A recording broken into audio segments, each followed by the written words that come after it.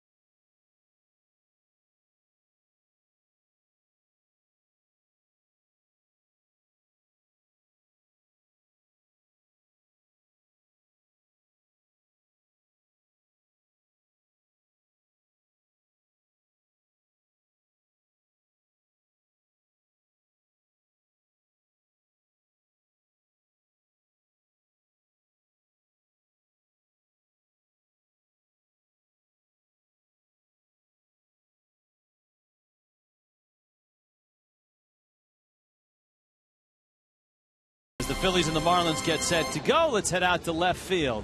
Frank Fort, Jeff Conine. Gentlemen. Thanks very much, Rich. Jeff, it's a matchup we're all looking forward to. I think, ever since the matchups came out, we kind of circled this one. Can't wait to see it.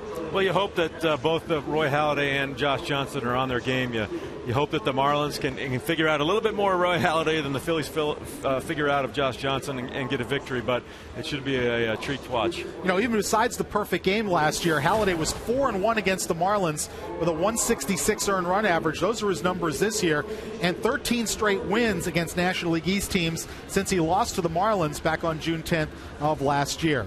J.J., on the other hand, 5-3 in his career lifetime with 12 starts against the Philadelphia Phillies. And, of course, he's beaten Halladay 2 out of 3 times they've gone head-to-head. Well, we all remember the perfect game last year, and the only run that was scored that game was an unearned run that was given up early in that game. So all these people here are probably not going to see a whole lot of offense tonight. Well, it can't be much fun for the hitters, although J.J. says it's a matchup that gets the juices flowing. That's why you play the game. You play the game for the competition, play against the best. If you could do it every time out, that might not be as fun. But to get these guys, 3 times a year here, it's good enough. Yeah, I think he's right. Wouldn't be as fun if you had to face a guy like this every night, especially if you're a hitter. No, I think he'd probably enjoy a number 5 matchup every once in a while, besides Roy Halladay. Well, 2 guys that are very tough to hit, very stingy with the base hits. Halladay hardly walks anybody. So if the Marlins are going to win tonight, they're really going to have to earn it. And the Phillies will too. We're all looking forward to it. Josh Johnson against Roy Halladay. We'll look forward to Rich Waltz and Tommy Hunt with all the action next here on Fox Sports Florida.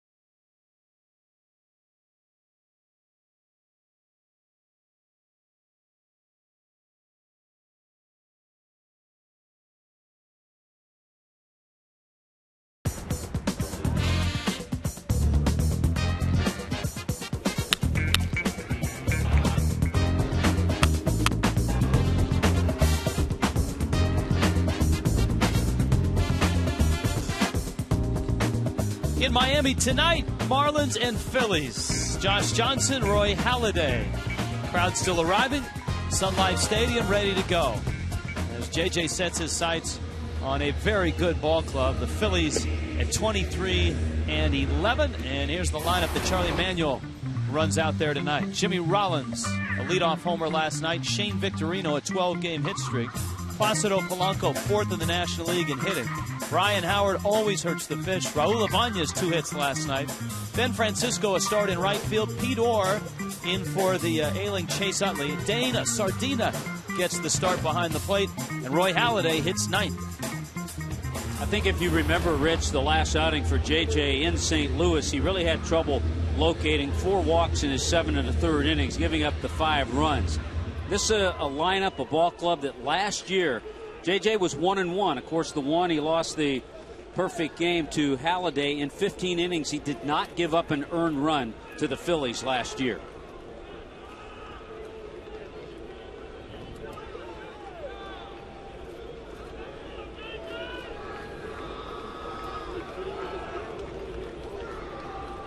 Jimmy Rollins last night with a leadoff homer. For Rollins, his 36th home run, leading off a first inning. Craig Biggio holds the National League record with 53. Ricky Henderson, the Major League record, at 81. And Rollins digs in. JJ delivers a fastball that's hit on the ground. Infante gobbles it up and fires to first. Defense important behind both these starters tonight. Yes, it is. And anytime JJ gets a quick out, that's a real bonus. Bonifacio, Coughlin, and Stanton in the outfield. Over at third is Dobbs. Hanley is short. Omar Infante and Gabby on the right side. And John Buck is behind the plate. So a real key. One pitch, one out. That's a good sign for Josh Johnson. Here comes Shane Victorino. Tripled last night. And that triple extended his hitting streak to 12 in a row. Josh whistles in a 94-mile-an-hour fastball for a strike. We haven't talked a whole lot about the home plate umpire, who is certainly aware of the pitching matchup. Mark Carlson is back there. Has to be a treat for him as well. Another ground ball Infante's way. 2 outs. He got the ground ball with that slow curveball. Remember, the Phillies haven't seen JJ this year. One of the best hitters in the National League coming up now, Placido Polanco. He was 1 for 4 last night. Polanco checks in at 363, and that's good enough for 4th right now in the National League. Matt Holliday at 399, still on top with Berkman and Ethier behind him. And then Polanco, who takes a strike. 0-1. Just wanted to see what 96 looked at. That's what Polanco said.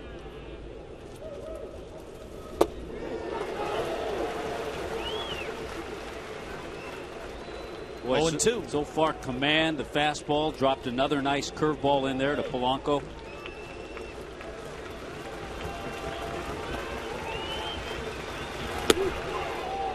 Fastball misses away. JJ uncharacteristically wild in his last start in St. Louis. He walked 4. He's walked only 15 in 7 starts. With a guy like Polanco, it's really hard to think strikeout. You just have to try to make a good pitch, get him off balance, because he strikes out rarely, only 7 times this year. 114 pitches in the loss to the Cardinals. JJ's only loss of the season.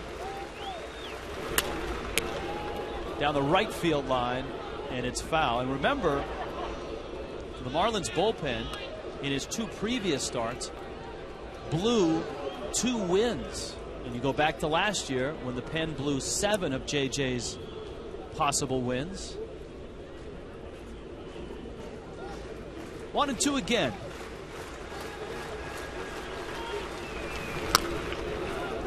Polanco battling right now. That's what he does best. Placido Polanco 4th in the National League with that 363 batting average. And the year he's having has really helped the Phillies in the absence of Chase Utley. Utley today was assigned to Single-A, and he's going to start playing actual games for the Phillies. Sawed him off. JJ picks it up, flips on over to first, and an easy first for Josh Johnson. Enter Roy Halladay.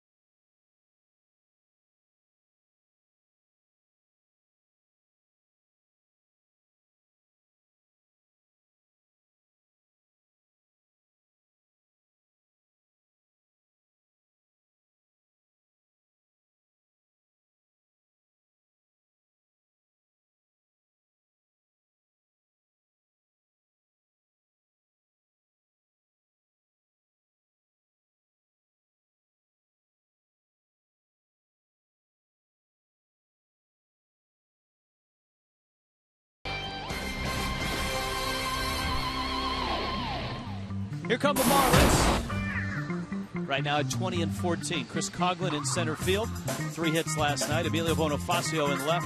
Hanley Ramirez a couple hits last night. Gabby Sanchez, the player of the week, still hot. Greg Dobbs, the former Philly, at third. Mike Stanton's in right. John Buck will do the catching. Omar Infante at second. JJ hits ninth. We saw aggressiveness from the Phillies. I think we might see the same from the Marlins, because everybody knows Roy Halladay throws lots of strikes. And talking to John Maley, it's a similar approach you might want to have against a Greg Maddux when he was at his best. Halladay, of course, has such great run on his sinker. Nothing is straight. And it can run to either side of the plate. Halladay now 33. Turns 34 on Saturday. Longtime Blue Jay, second-year Philly.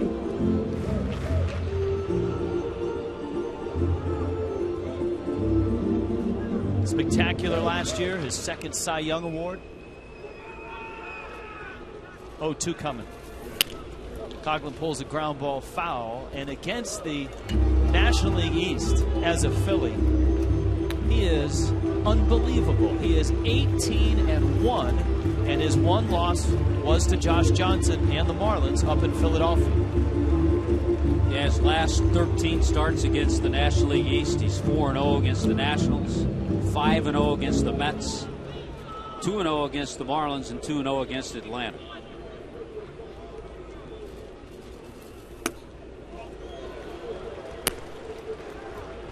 Coughlin takes outside. Charlie Manuel in his 7th year.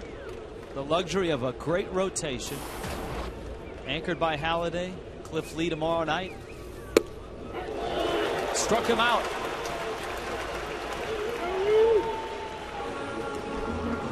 He threw a lot of pitches in early in the count to Chris Coughlin. Chris fouled a couple of them off. Then he went off speed. Then he went away to get him. Ibanez, Victorino, and Ben Francisco. The defense in the outfield, Polanco and Rollins. Pete Orr, Ryan Howard over on the right side, and Dane Sardina is the catcher. He's caught Halladay a couple of times this year. Bonifacio into center field with a base hit. Big turn. Victorino is up with it. And Bonifacio jumping on the first pitch. The Marlins have the first base runner of the ball game. Snaps an 0 for 8 that Bonnie had going, but good to see him make contact, and early contact. And many times that first pitch might be the best one you're going to see the entire at bat. You've got to do the little things to win a game with 2 pitchers going like this tonight. The Marlins saw more of Halladay than they'd like last year. 5 starts against the Fish. Hanley stands in with 20 career at bats against him. 5 for 20 with a couple of RBIs.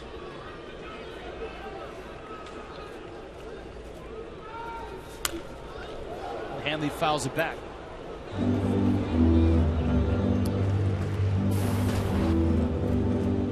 His 2 for 4 night last night, lifting his average up to 205. It's been a struggle through 32 games for him. Just 6 extra base hits.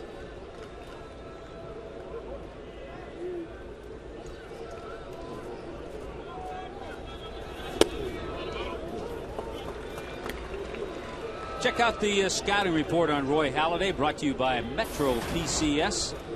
Perfect and a sigh in 2010. Nasty sink and movement. And yeah, he likes to work fast.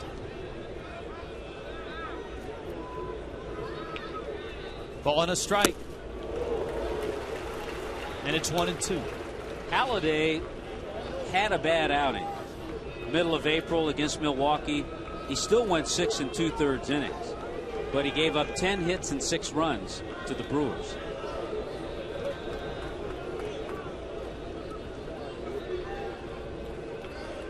Fourth in the National League in strikeouts.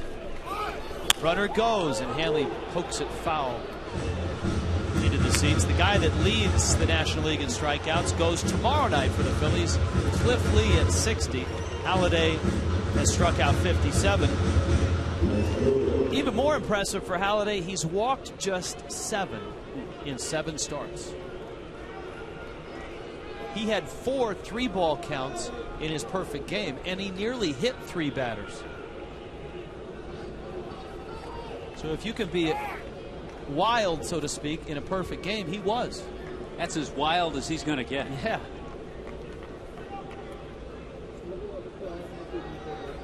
Unanimous choice as the Cy Young Award winner. Bonifacio runs, swing and a miss. Sardina's throw in the dirt, and he's out.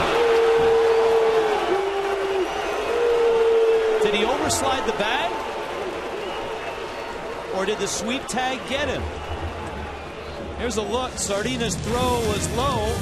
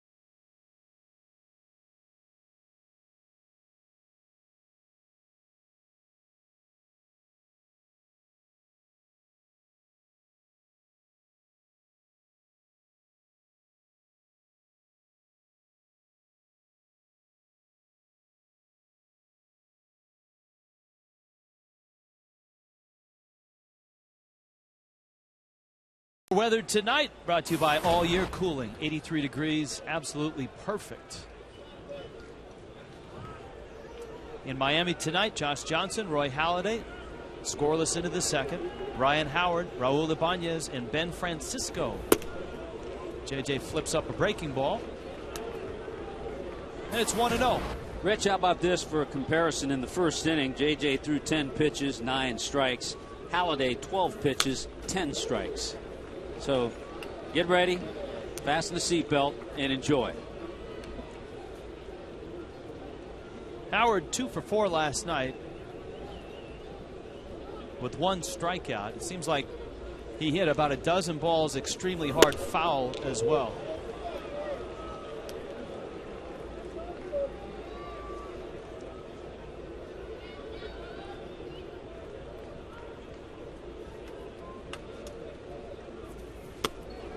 Back foot breaking ball almost got him. Tommy, that play that finished off the first, at first glance it looked like Bonifacio beat the tag, but on closer examination. Watch Pete Orr, the tag on the hip, and the foot is up and finally gets to the bag. But Orr had that tag already on that hip area of Bonifacio. If the foot doesn't pop up, he gets it. That ball's hit deep. Bonifacio to the wall, and it's gone. And Ryan Howard opens the scoring with a homer to left. Just the second home run that Josh Johnson has given up this year.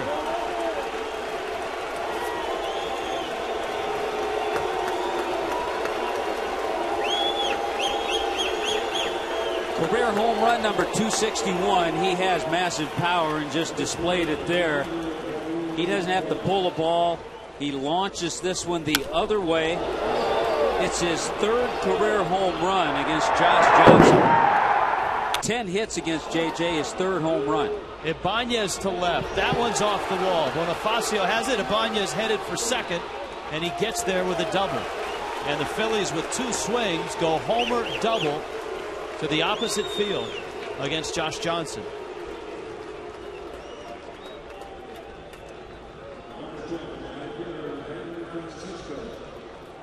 Ibanez has gotten himself locked in after suffering through an 0 for 35. And when he hits the ball that way, you see him drive balls the opposite field. You know he's getting locked in. 13 for his last 26 now after that 0 for 35 drought. Ben Francisco with nobody out. And a strike from Johnson. Not that any part of a lineup, because they're major league hitters, is a breather, but this is a point of the lineup with Francisco, Orr, and Sardina that Josh Johnson should be able to handle.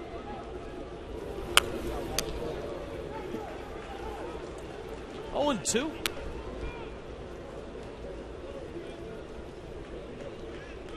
Ross Glode got the start in right field last night. Francisco out there tonight. JJ misses low and inside. The big man in the lineup. He's making up for a lot with Chase Utley not in that Phillies lineup.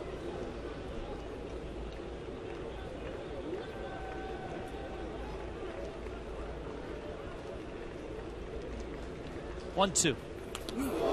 Hit him. So Josh Johnson, who had a 10-pitch first inning, has run into trouble here in the second.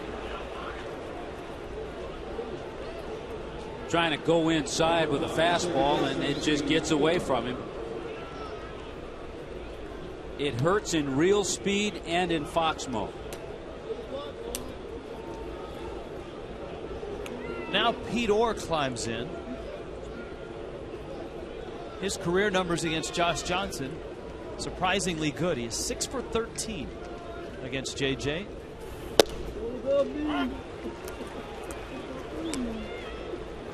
He's been with the Braves, he's been with the Nationals, so he's seen JJ a little bit.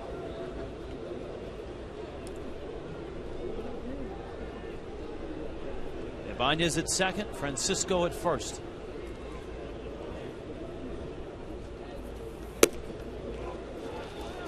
Remember in that first inning, the command that Josh had. Fastballs in and out, the 10 pitches.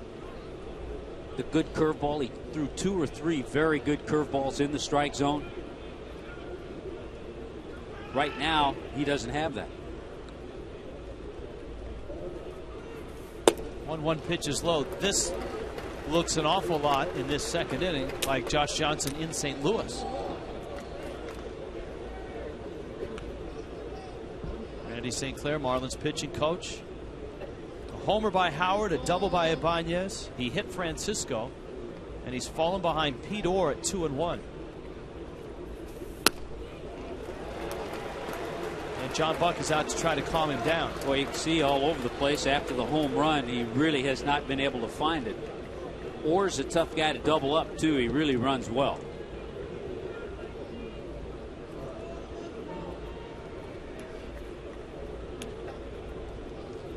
JJ in his career against the Phillies, 11 starts, 5-3. The Marlins are just 1-2 in his last 3 starts. JJ has 2 no decisions, and he got the loss in St. Louis. 3-1. And it's 3-2.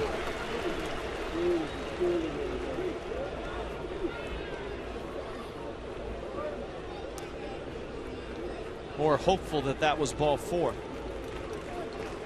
Don't have great speed at second with Ibanez. Marlins are not holding Francisco at first.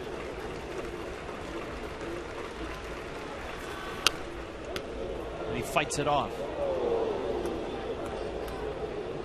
A lot of Philly fans here tonight, a lot of Marlin fans here tonight. Looks like a good-sized crowd in this behemoth of a football stadium, which holds over 70,000.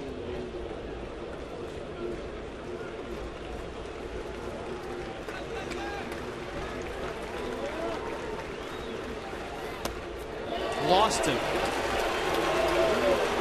Well, as you pointed out, this is the part of the lineup that if you're going to get through some hitters and get through them quickly, these are the guys. This is the part. When you look at this Phillies lineup, and they are not hitting as Charlie Manuel expected to this point of the season. There are certain guys that are. Rollins off to a pretty good start. Howard, certainly Polanco, Victorino on a 12-game hitting streak. But when you look at the bottom part of that order, this is the part that should not do damage. Dane Sardina, 31-year-old catcher.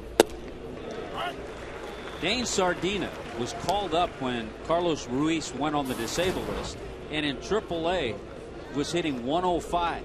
So this guy should not hurt Josh Johnson. In any other game, you'd say, well, if you could get by with 1 or 2 more runs with bases loaded, no out, you'd be okay. Can't say that tonight with Roy Halladay on the mound.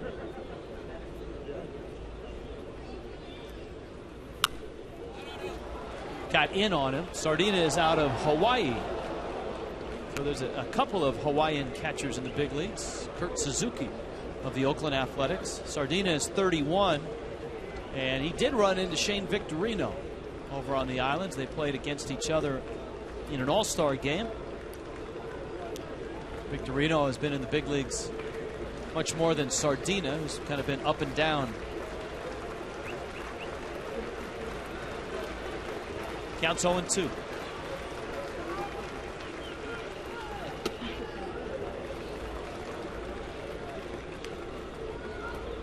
Talk about Utley not being in the lineup.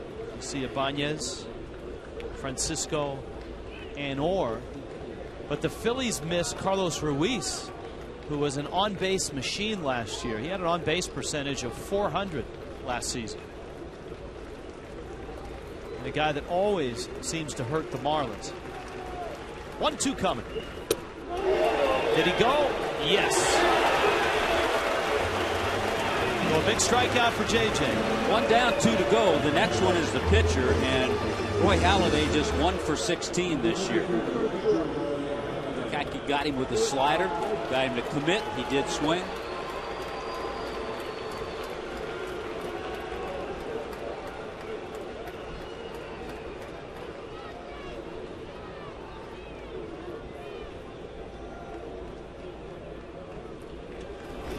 Halladay swings and misses. Charlie Manuel, not a squeeze manager a lot. I mean, it would be in the back of some minds, but I don't think here with Ibanez at third, and he has Jimmy Rollins on deck. Yeah, he doesn't want to take the bat out of Rollins' hand. Of course, the Marlins would love it if Halladay would put one on the ground. Fastball, a strike. Premium matchup.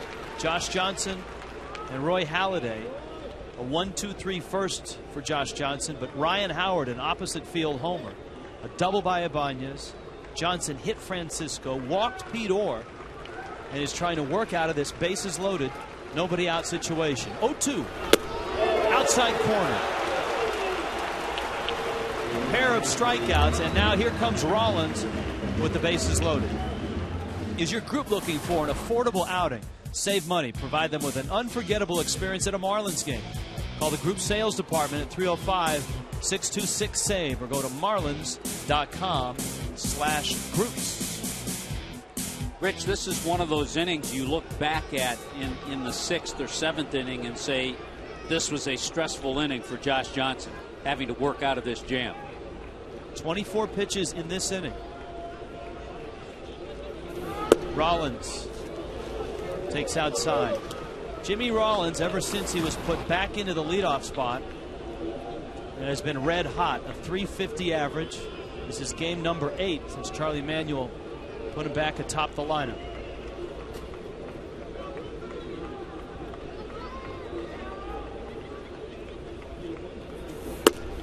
Injuries have slowed him over the last couple of years, and his numbers have declined. But if Rollins keeps it up and gets back to where he was in 2008, 2007, that'd be a big boost to the Phillies. 2-0 pitch. Fouled it back, and it's 2-1. You mentioned Rollins getting back to the leadoff spot. Charlie Manuel was trying to fill that void with Utley out and had Rollins hitting in the number 3 spot. A trio of Rollins, Victorino, and Polanco, followed by Howard and Ibanez, doing quite well. Remember the absence of Jason Worth from this lineup this year. It's a little different dynamic for the Phillies. Slider caught the corner, and Josh Johnson trying to get out of a bases loaded, nobody out spot is 2-2 on Jimmy Rollins.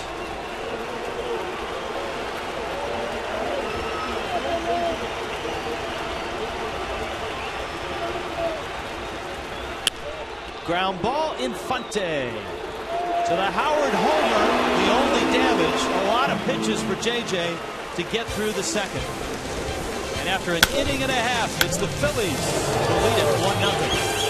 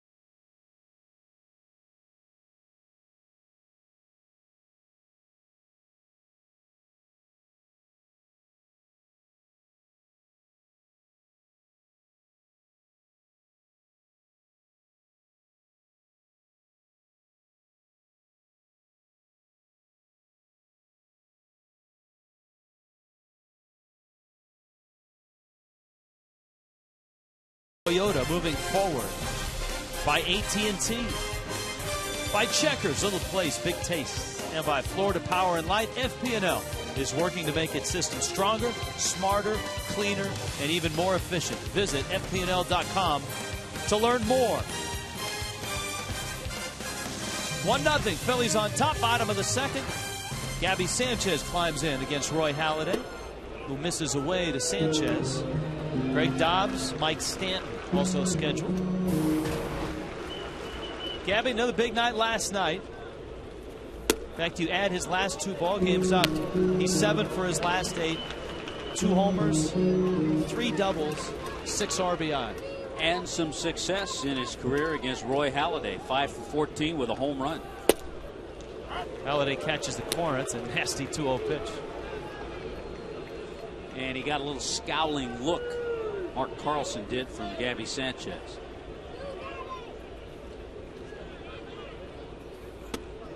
That one sunk below the knees. It was Halladay with the scowl there, and it's 3-1. Dobbs is next. Gabby creeping into the league leaders in a few categories.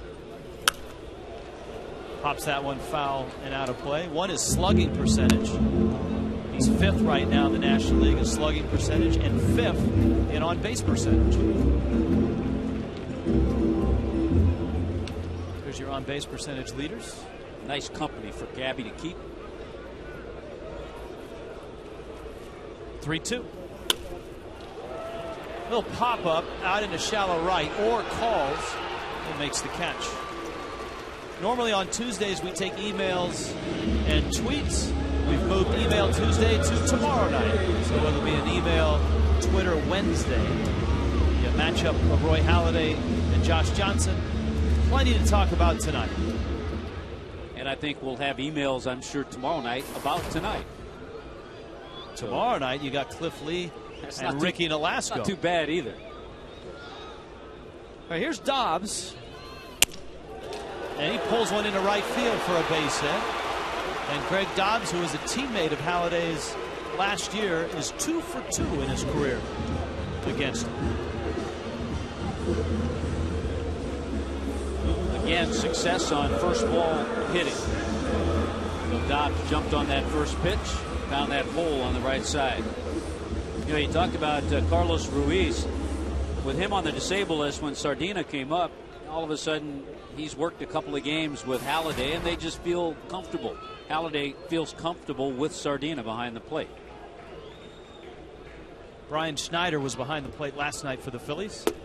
Stanton takes inside, and it's 1-0.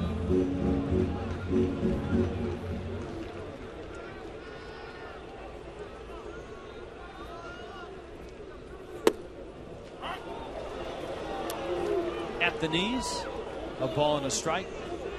A 1 for 3 night for Stanton last night, although on Fox tracks, well below the knees.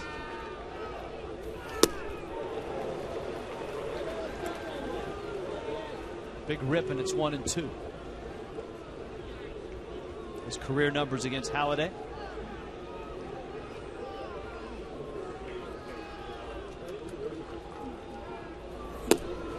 Struck him out. I think as a hitter, you can't be too cautious. You have to be very aggressive against Halladay because he's going to be around the plate. And this was a pretty good pitch. That's where he likes to live. He likes to live on those lines. And he certainly did that in his perfect game. He struck out 11 Marlins. It was May 29th of last year. John Buck, of course, last year was a Blue Jay.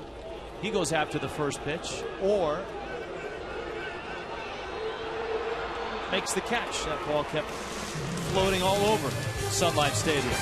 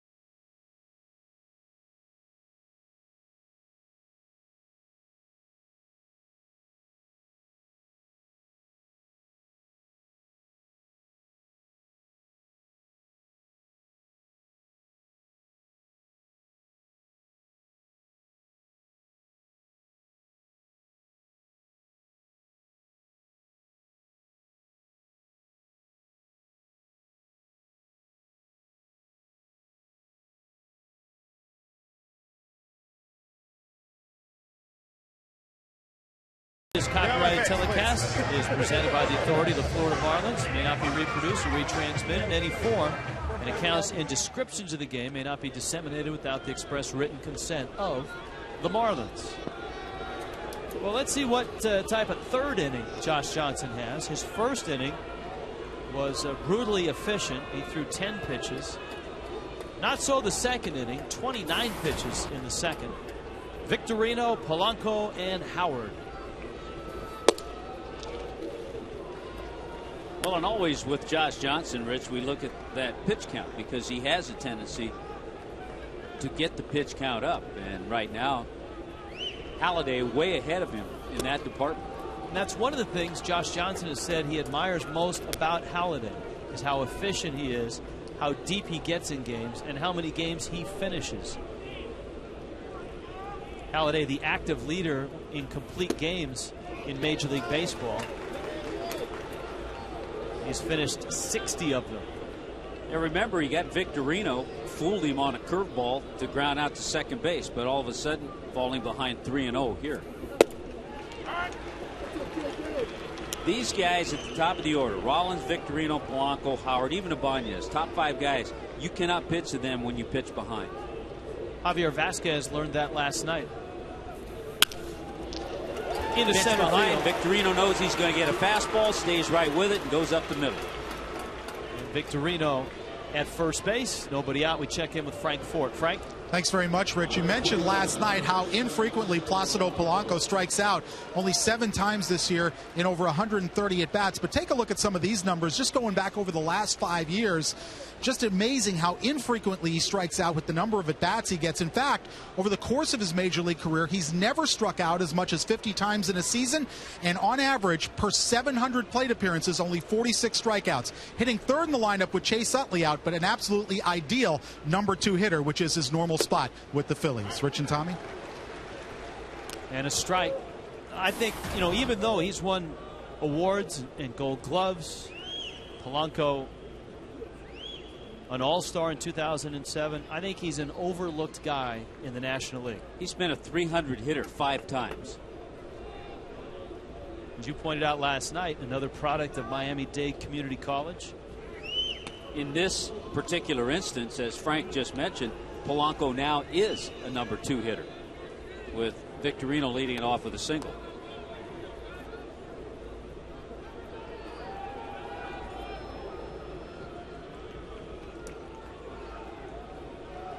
Victorino swiped a bag last night, 8 of 9 in stolen bases this year. Polanco also one of the rare hitters in baseball who will choke up on the bat.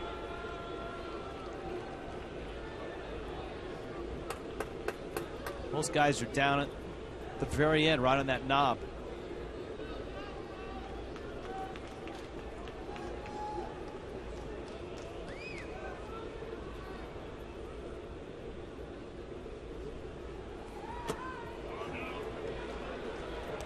Did not go.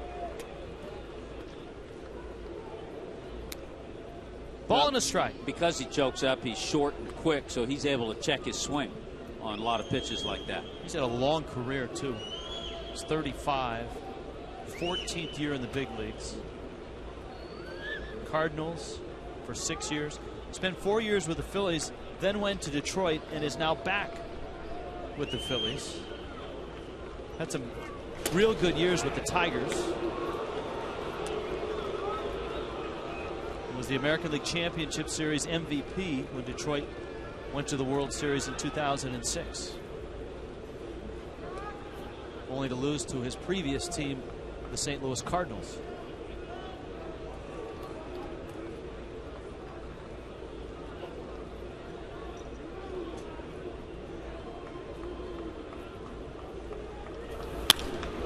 Center field, Coughlin is there and makes the catch. So an out here in the third. Here comes Ryan Howard, and here comes Dan Patrick. Weekdays, 9 a.m. on FSN, The Dan Patrick Show. Heard a great interview with Justin Verlander the other day on The Dan Patrick Show, who cuts across all lines, cultures, sports. A little no-hit talk with Verlander.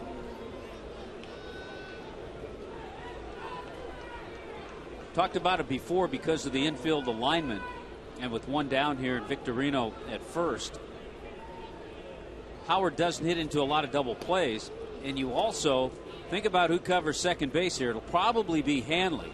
He's closest. So if Victorino takes off, it would probably be Hanley going to the bag.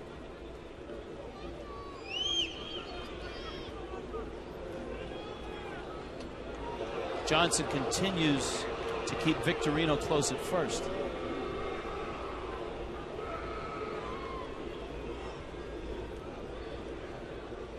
It's funny, they play, and this is really the alignment a lot for Howard, to pull in the infield, but straight away in the outfield. Howard takes a strike. Ryan Howard, as we told you last night, second on the Phillies' all-time home run list. Still a long ways away from Mike Schmidt. I think Schmidt's safe. Howard is 31. He didn't get to the big leagues right away. He was a college player, Missouri State. When Jim Thome was in Philadelphia, Howard was lighting it up in AAA until he finally forced the issue, and the Phillies moved Thome. Right now, Victorino has the maximum lead because every time JJ's thrown over there, he's just gotten back.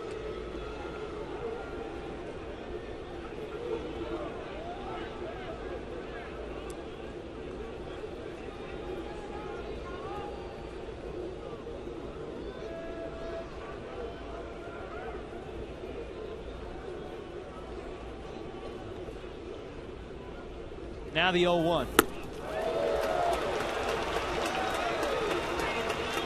Notice how Josh, after he threw that pitch, a little bluffed by Victorino, so after he threw that pitch, he ducked a little bit just in case John Buck had a throw.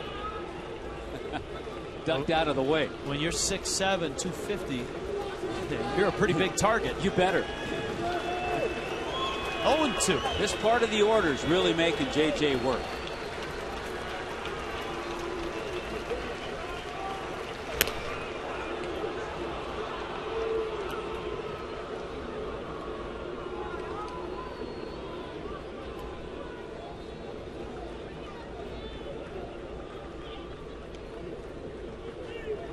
Howard homered to left. That was in the second. That was Howard's 30th career home run against the Marlins. His 8th this season. Got him. On a slider. Good combination. A fastball the pitch before was up. Then he got Howard to chase it. And then he puts him away with that nasty slider, upper 80s. That kind of backed up a little bit. Took a nice dive downward.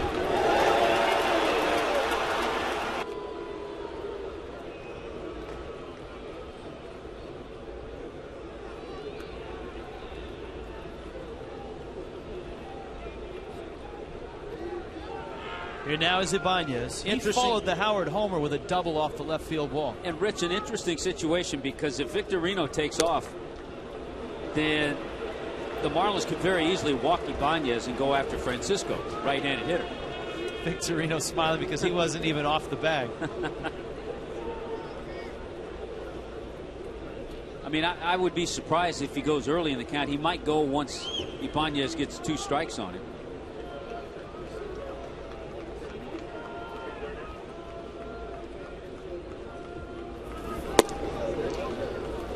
This is in, and it's 1-0. So Ibanez 13 for his last 26. An even 500, and that was after an 0 for 35. The biggest hitless streak of his career. Yeah, that tells you how far he was buried, because 13 for 26, he's still just up to 222. Couldn't catch up to that fastball there. The last Philly to have a longer 0 for was the versatile Desi Relaford. Oh, yeah. Back in '98, Relaford 0 for 36.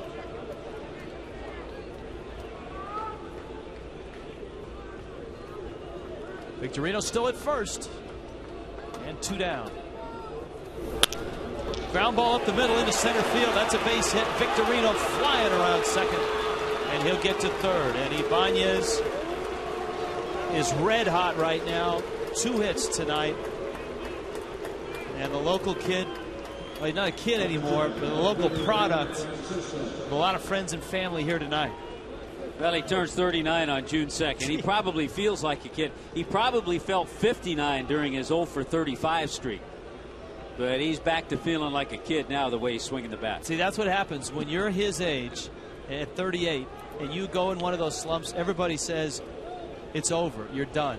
Time to retire. Derek Jeter, a perfect example. If you do that when you're 25 or when you're Hanley Ramirez, everyone says, well, you're going to snap out of it. You're going to snap out of it. You're inexperienced. You've never been through this before. Hanley has never been through a type of stretch like this before. Ibanez has. He's had some incredibly hot stretches in his career. 0-1. Francisco drilled by a fastball back in the second. There's Victorino. 55 pitches, Rich, for Josh Johnson already. Ibanez at the other quarter. And you're right, at 55 pitches right now. JJ needs to certainly cut down if he wants to get into the 6th or the 7th. Foul back to the screen. Halladay, meanwhile, has thrown just 24 pitches in his 2 innings. And hasn't had as much stress on his pitches. He's had easy innings. Josh Johnson has not had easy innings, 2nd and 3rd innings.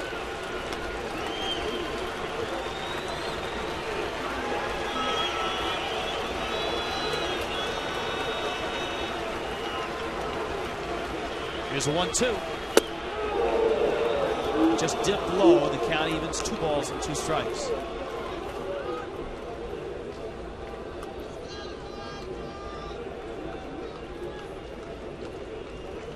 It's a tough pitch to stay off of as a hitter.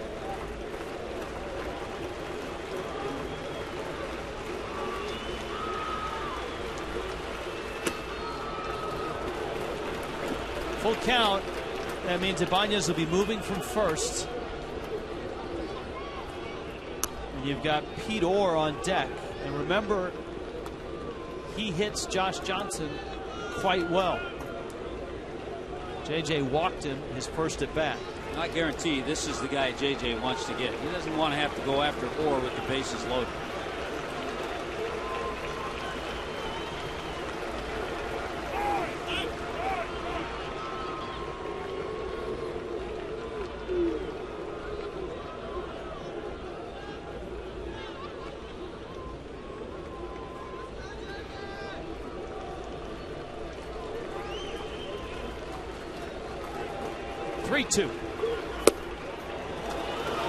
Well, he has to face Orr with the bases loaded.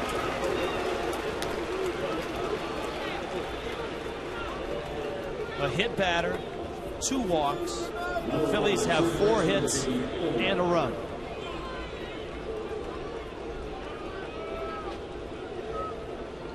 We've talked about everything surrounding Halladay and JJ. We talked about this known fact last night, but the fact that the Phillies have won 18 out of the last 21 games played against the Marlins here. Chopped to short. Hanley has it, flips to second. Inning over. Another long inning. Heavy workload.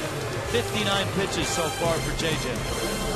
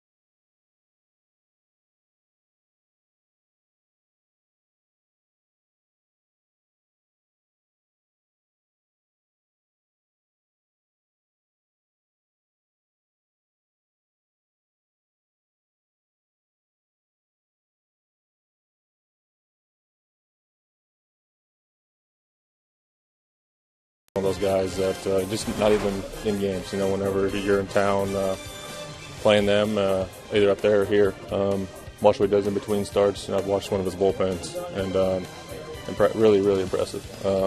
It's just one of those things, one of those guys that you want to kind of take after. He's one of those guys that what he does off the field, it's all business, and that's what how I like to go about it too. Roy Halladay is must-see TV. In fact, in that interview, Justin Verlander told Dan Patrick, this is one of the guys that he always watches. And Halladay in control, in command. He's given up 2 hits. Emilio Bonifacio and Greg Dobbs have singles. But 3 strikeouts, no walks. Here's Infante. Halladay whips in a strike.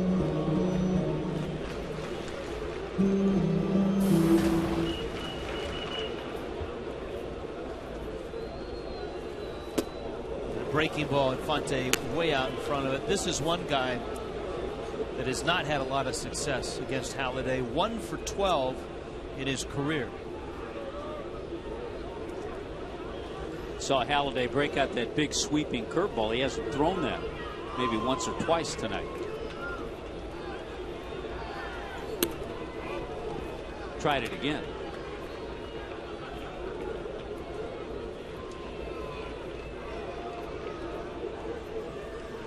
Nine complete games last year, 4 shutouts.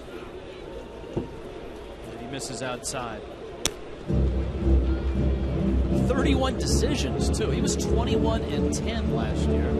Decisions are harder and harder to get for starting pitchers in baseball. The 2-2. Soft ground ball. Howard steps on the bag.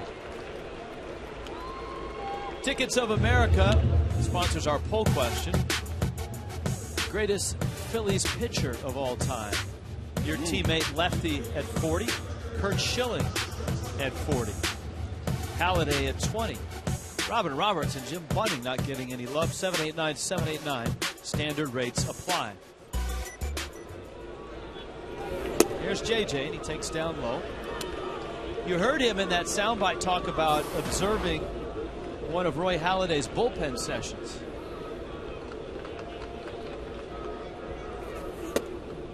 And that's not standard practice in the game. No, it's not. He checked with his pitching coach, Rich Doobie, and Doobie said, yeah, if Doc doesn't chase you out. And, of course, many stories today talking about the All-Star game and how J.J. kind of followed Halladay around, he said, like a little brother. I think that's just respect on both parts, the fact that Halladay didn't chase him out. And then Josh Johnson's respect for Roy Halladay. 2-2.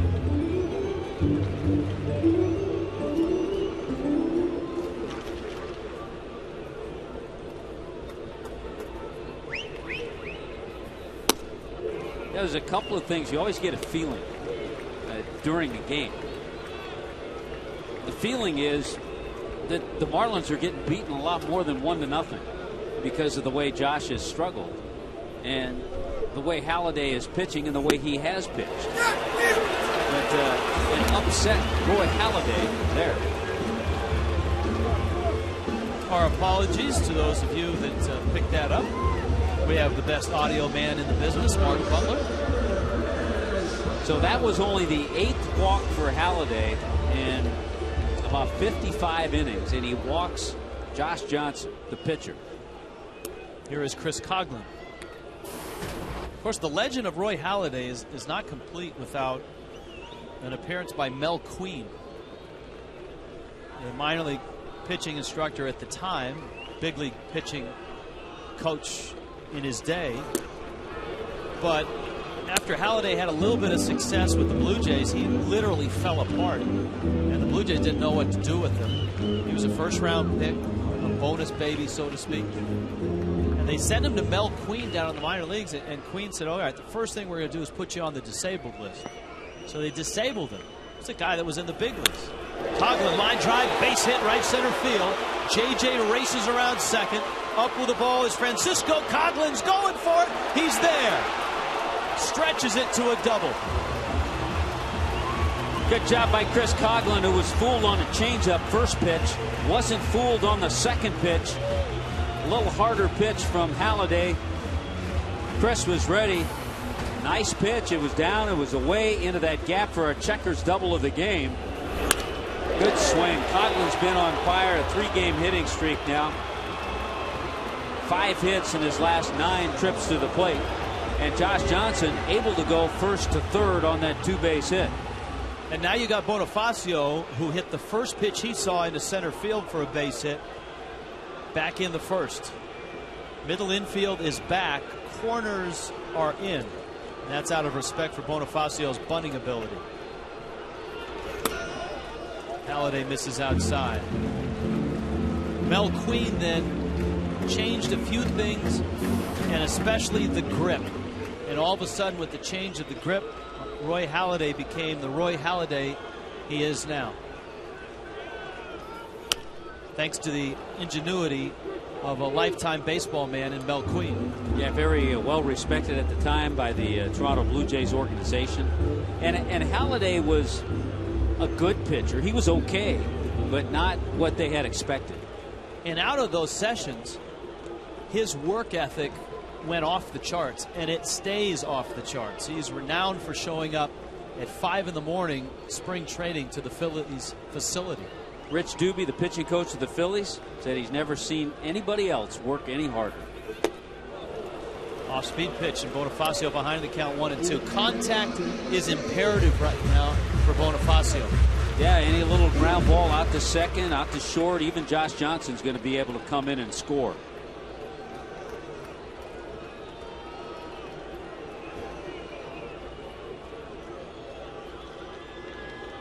One-two.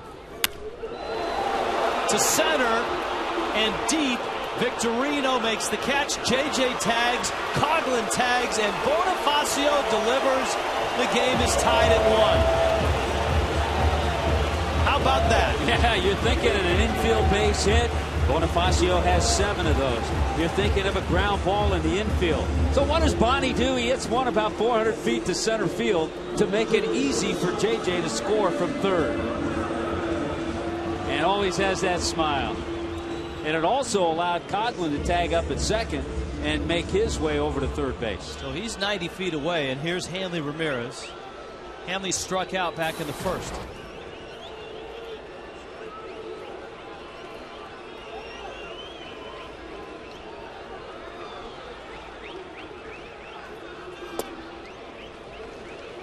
Shows bunt, and it's 1-0.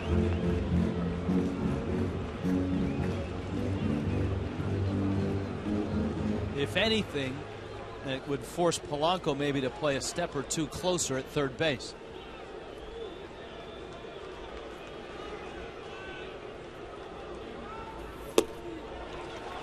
Two and 0. All of a sudden in this inning for Halladay, not getting ahead, pitching behind a little bit in the count, and he, with 1 out, walked Josh Johnson. That's really got to burn him now. That walk came in to score.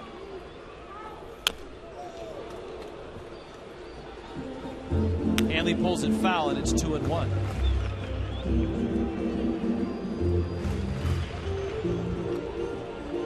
Edwin Rodriguez has done a fine job with the Marlins. 20-14 right now.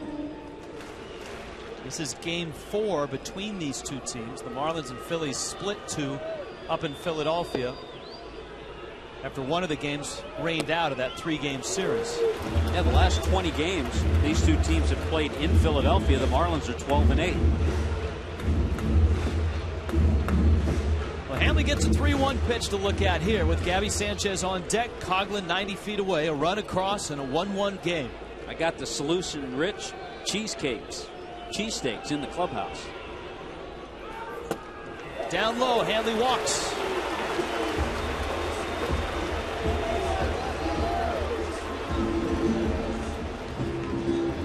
Pitch count by inning. Nobody in baseball had walked fewer per 9 innings than Halladay coming into this ball game. And he's walked 2 this inning.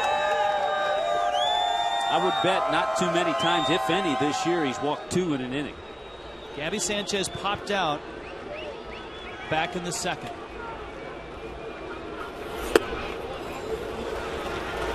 And it's 1-0. And just in case you're wondering, Roy Halladay has allowed 1 home run this year. Look at Gabby over the last 10 days. 6 of those RBIs over the last 2 games.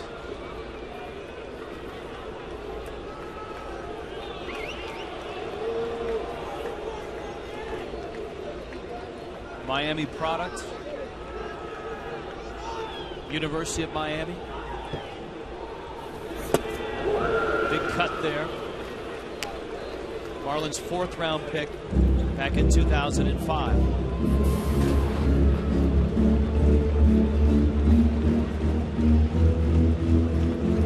Chris Coughlin, a big hit in this one. The double following the walk to Josh Johnson. Anthony Ramirez, a 2-out walk. 1-1 coming.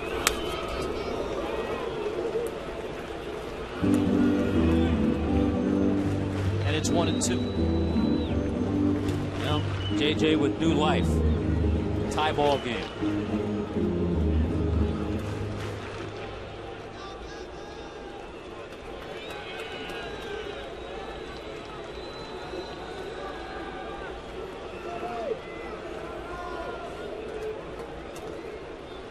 Hanley's running, breaking ball, and he popped him up. Howard makes the catch. Marlins get a run and tie this game.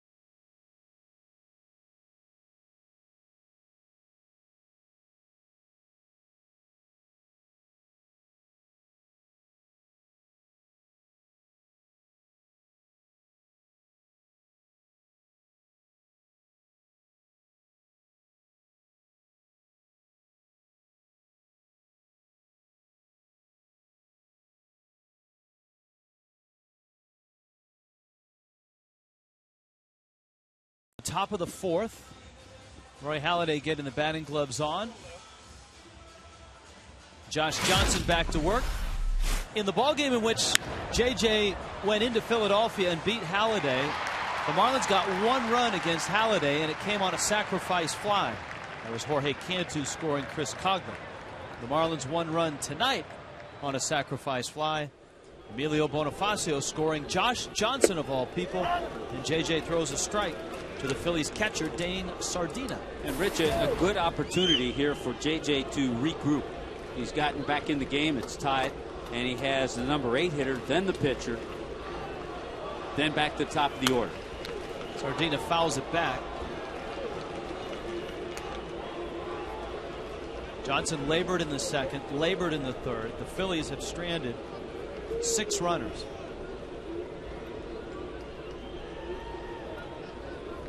They've left them loaded the last 2 innings.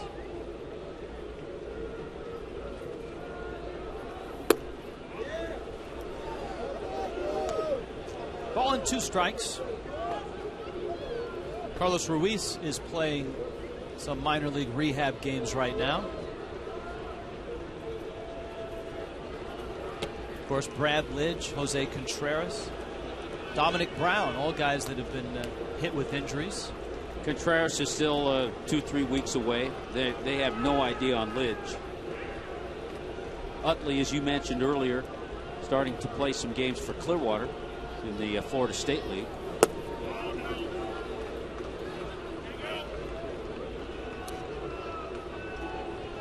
Again, I hate to say this, guy's been in the minor leagues, who's hitting 105 in AAA. This is the type of guy JJ can't go 3-2 on. This is the type of guy that he has to go after, help his pitch count, get him out of the way, then go after Halladay.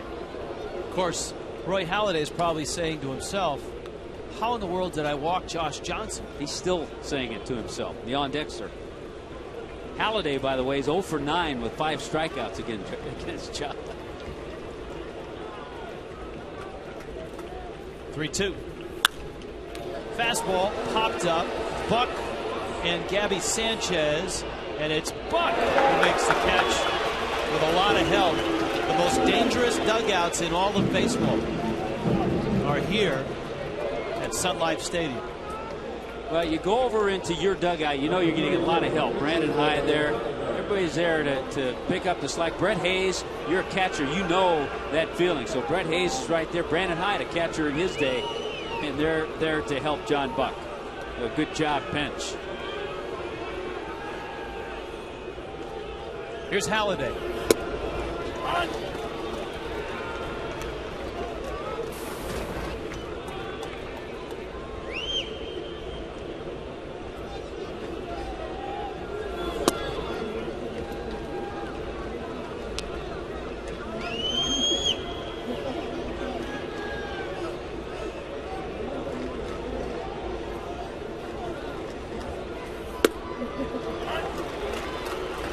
Strikeouts, a couple of walks, a hit batter. The Ryan Howard homer, the run for the Phillies. An Emilio Bonifacio sacrifice fly, the run for the Marlins. JJ stumbles off the mound. Phillies steaming into town with the best record in the National League. Got a 6-4 win last night. So they sit at 23-11. JJ dispatches with Halladay, and up comes Rollins. Time to flip the phone. Our AT&T trivia question. Josh Johnson shares a January 31st birthday with 3 Hall of Famers. Who are they? That's a pretty good one. I peeked. I'm not going to give any hints, but just the fact that he shares a birthday with 3 other former players, let alone Hall of Famers. All right, since you know and I don't, I'm not telling. Well, give me a clue at least. Give me an era. Describe the player for me, or one of the 3. I mean, give the fans at home a chance on this question.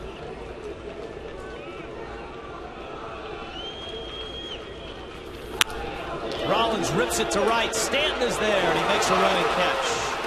So a quick inning is what Josh Johnson needed, and that's exactly what he has in the 4th.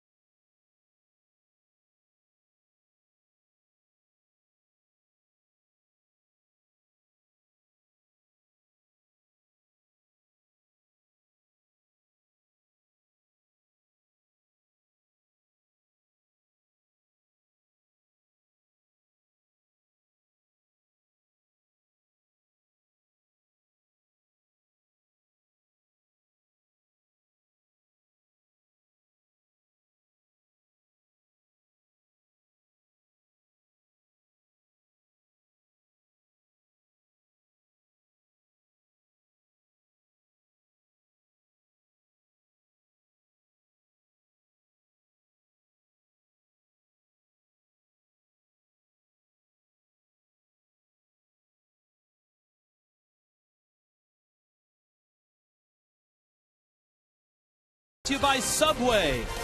Eat fresh by Metro PCS. Android phones now available at Metro PCS. Plus, get unlimited nationwide service for just $50 a month. Metro PCS, wireless for all. And by Quikrete. Visit quikrete.com. Quikrete, it's what America's made of. In Miami tonight, a marquee matchup. Josh Johnson and Roy Halladay. Rich Waltz along with Tommy Hutton. It's a matchup, Tommy, where we've seen both starters make a couple of mistakes, and it's cost them. Yeah, I think we saw last inning a little bit of a meltdown to show that Roy Halladay is not perfect. Saw a little bit of that last inning. J.J. had a couple struggles of an inning. He had a nice inning last inning. So it's the type of game, maybe not the pitching we expected to this point, but you know what? It's a 1-1 game. Yeah, so Halladay and J.J. and Greg Dobbs. Bounces that one off his foot. Dobbs, Mike Stanton, and John Buck here in the bottom of the fourth. Dobbs pulled the base hit through the right side. That was back in the second. He's 2 for 2 in his career against Halladay.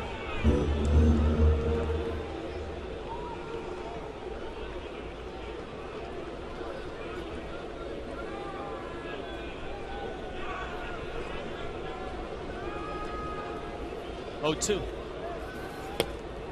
Down he goes. The change up after getting a hit. Roy Halladay, the 5th pitcher in Major League history to win the Cy Young Award in both leagues. Roger Clemens, Randy Johnson, Pedro Martinez, and Gaylord Perry. Here is Mike Stanton. What's amazing about Halladay, and this is his 14th year in the big leagues, last year was his first postseason. Blue Jays got close early in his career. But last year, he got to the postseason, and what an entrance. A no-hitter in his first postseason start. He struck out 8 and walked 1 in Game 1 against Cincinnati in the division series. Yeah, pretty good hitting lineup, too. In the NLCS, he matched up twice against Tim Lincecum. Lincecum beat him in Game 1 with help from Cody Ross. And then Halladay beat Lincecum and the Giants in Game 5.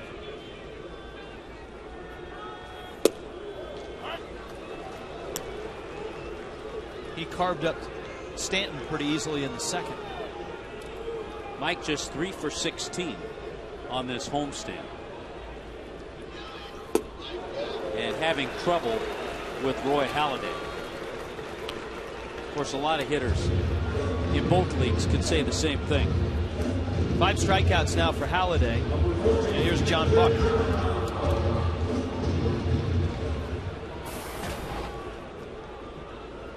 Braves and Nationals opening their series tonight in Atlanta, and Washington has a 4-1 lead in Atlanta in the 5th. Buck takes outside. The Marlins at 20 and 14. The Braves are at 20 and 16. The Nationals 3 under at 16 and 19. The Fish and Nationals open up a 3-game series in D.C. Friday night. Buck hammers one, but it's foul. Chevy brings you a look at the National League East standings. Yeah, the Nationals jumping all over Tim Hudson. 7 runs, just 3 earned though. So the Braves kicking it around a little bit.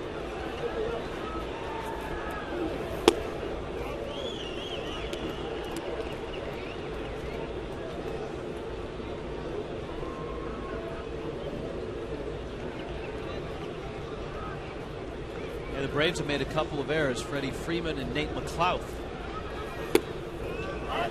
Good pitch there, and it's 2 of 2. Of course, Halladay signing a big contract through 2014, $20 million per year.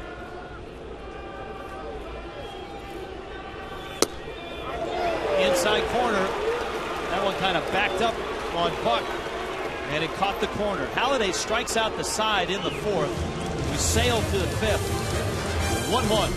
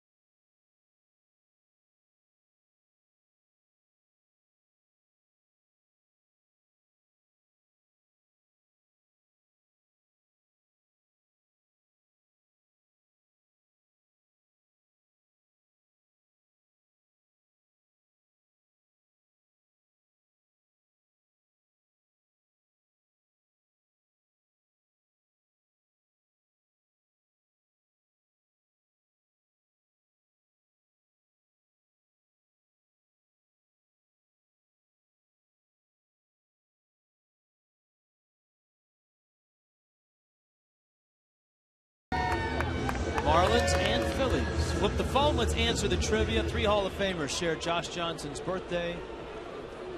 And they are? J.J. idolized one of them.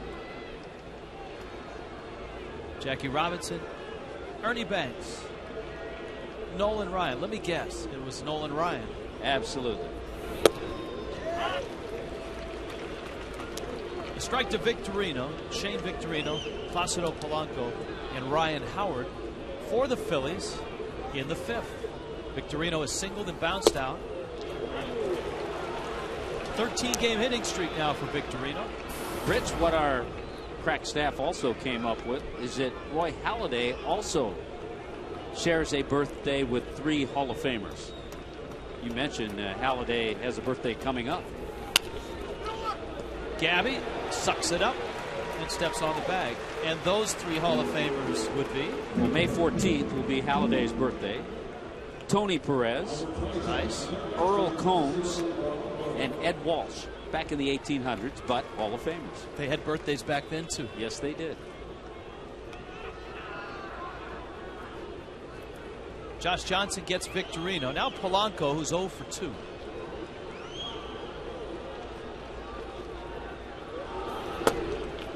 Well, remember when we were in St. Louis, the virus and the rash that Tony La Russa was fighting.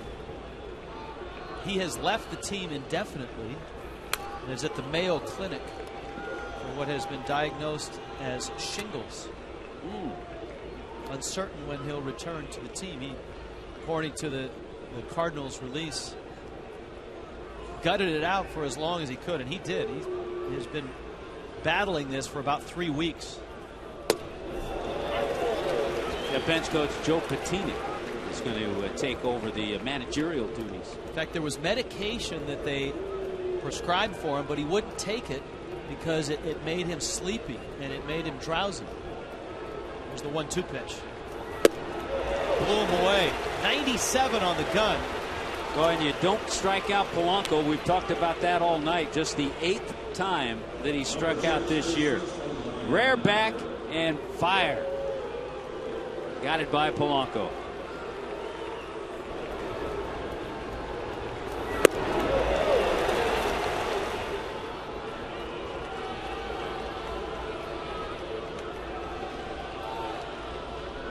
Five punch outs for JJ.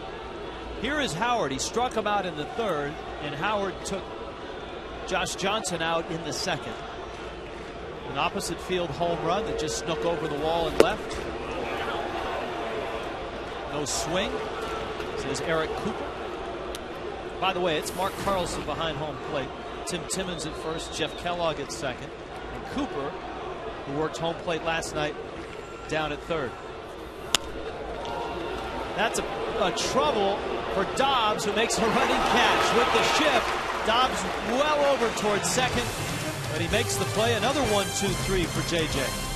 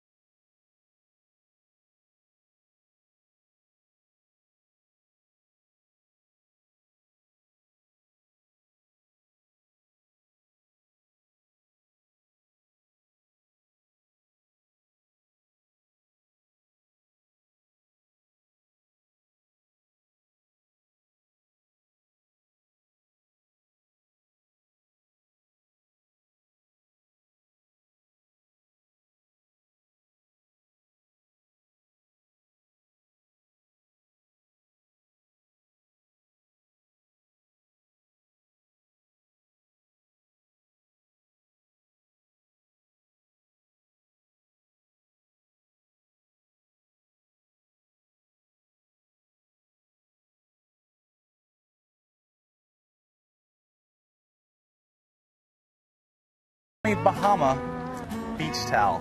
It's nice and soft. A Fox Sports Florida computer bag.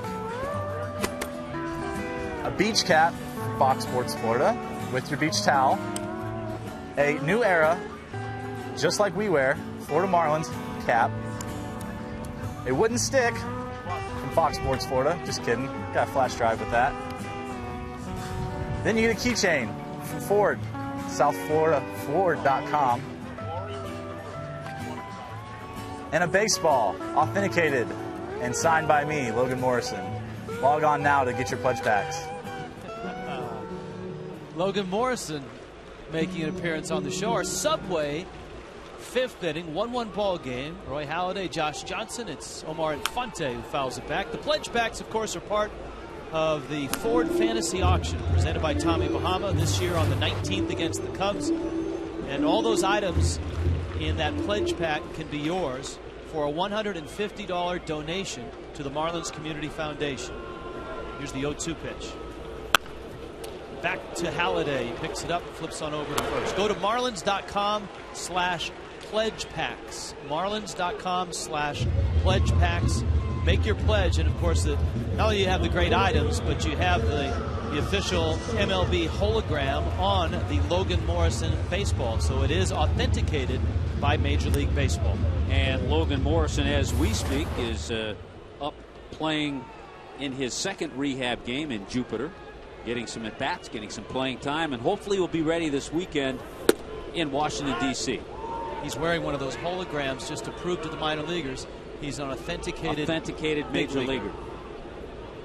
Josh Johnson had a big at-bat back in the third, and Roy Halladay isn't going to make the same mistake twice. He pours across two fastballs for strikes. It's 0-2. Trust me, Logan Morrison walks around like an authenticated big leaguer. Halladay walked J.J. back in the third, and Josh Johnson scored the only run for the Fish on Emilio Bonifacio's sacrifice fly. 7 punch-outs for Halladay now.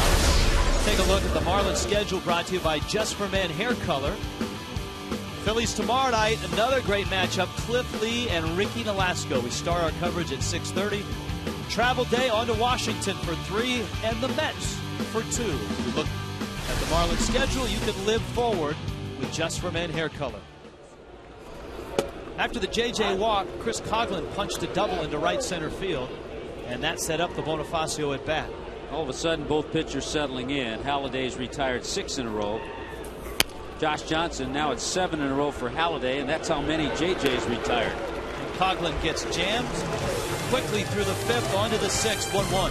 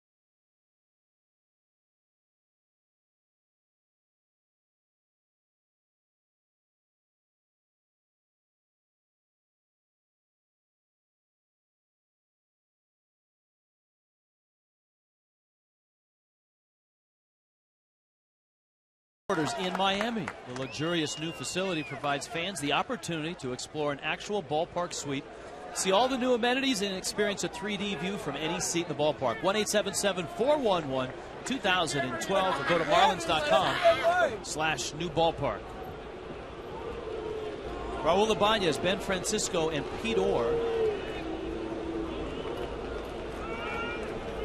No doubt this old football stadium has seen some great pitching tools, the likes of a Dontrelle Willis or a Josh Beckett or a Kevin Brown or a Dan Marino even.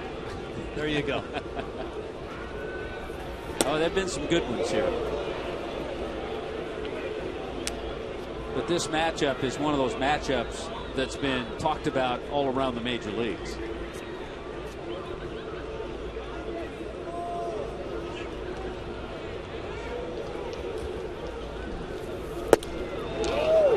Pretty good pitch. We've seen that low strike called.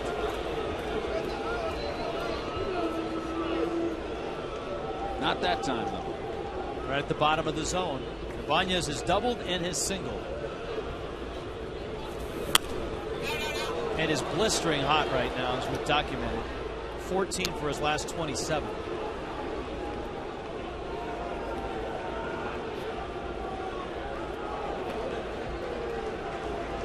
This is the third year of his contract with the Phillies. His 2-year average, he's averaging 25 home runs, 88 RBIs the last 2 years. Gabby's back, and he beats Ibanez to the bag. One Miami guy to another Miami guy. 8 consecutive sent down for Josh Johnson.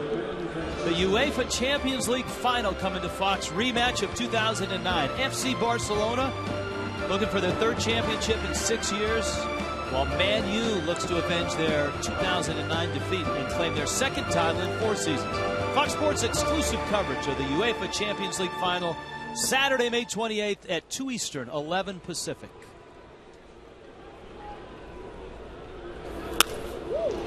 Liner into center, Coghlan racing, diving! Didn't get it, smothered it, and he'll limit Francisco to a single. Boy, a dangerous play and a good job by Chris Coghlan, even though he didn't catch the ball, to not let that ball get by him. In a 1-1 game, 6th inning, you cannot let this ball get by you. So Chris Coghlan does a good job. He thinks he's going to make the catch, but I think about here, he's just trying to keep it in front of him. So he holds Francisco at first base. That's always dangerous in a tie ball game, 6th inning or beyond. You don't want that ball to get by. All of a sudden, Francisco's at third base. Well, these guys have given JJ all he can ask for at this part of the order. Ibanez, Francisco, and Orr. Orr walked back in the 2nd. JJ misses outside. So that breaks that little stretch of 8 straight that Josh had going.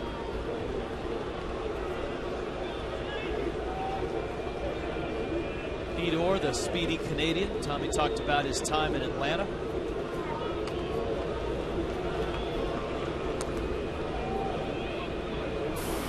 And of course, his role much more important with the absence of Utley. He spent all of last year in AAA.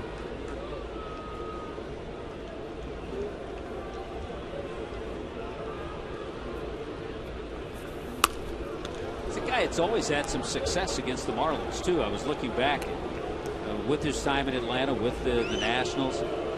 He came into this game a .321 hitter against the Marlins. He was in Syracuse for 137 games last year.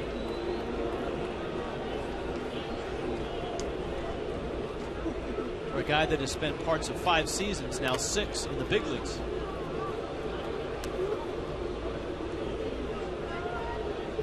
That's knowing you still can play, knowing that you still want to get up here, and that you belong in the major leagues. Francisco at first, the 1-1. He was pretty realistic about last season. I spoke with them earlier about it. He said, well, the Nationals had Willie Harris, and he's so versatile. Like a Bonifacio, if they needed him to play second, he would play second. Or the outfield as well. And Orr does not play the outfield.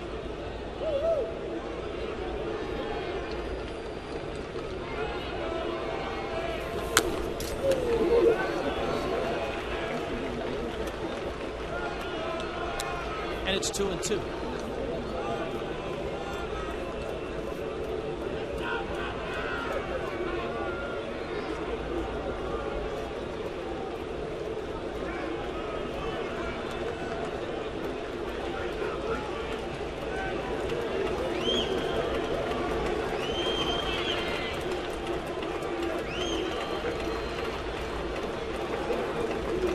Now the 2-2.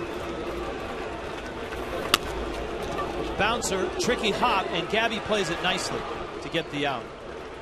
Enormous improvement at first base for Gabby Sanchez this year.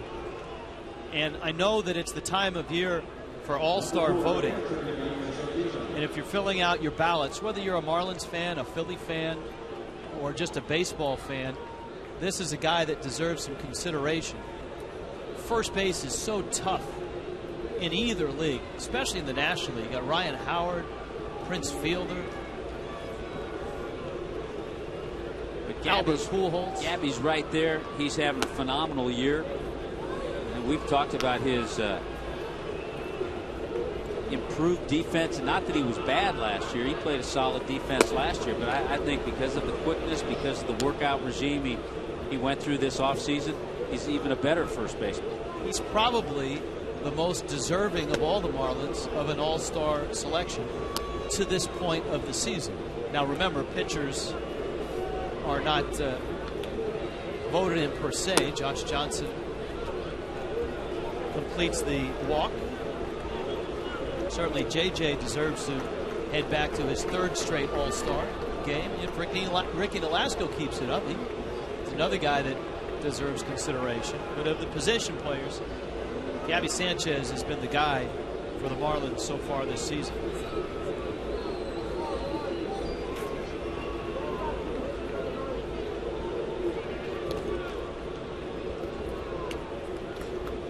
The Phillies left the bases loaded in the second and in the third. Johnson's escape hatch here is Roy Halladay. Number 34,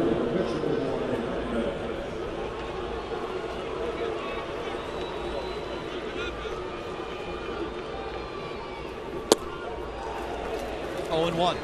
Roy Halladay was guessing. He said, let me cheat a little bit, get to this fastball, and he got the Josh Johnson slider. Career against JJ, 0 for 10. 2 strikeouts tonight. Francisco at second, Sardina at first. 97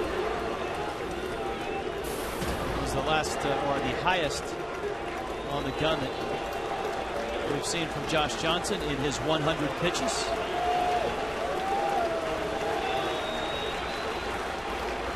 Trying to get through the 6th and live to see the 7th. Well, he's right at 100 pitches, so he does have enough if he gets Halladay here to at least give Edwin another inning. 0-2. Got him. The Phillies lead 2 more.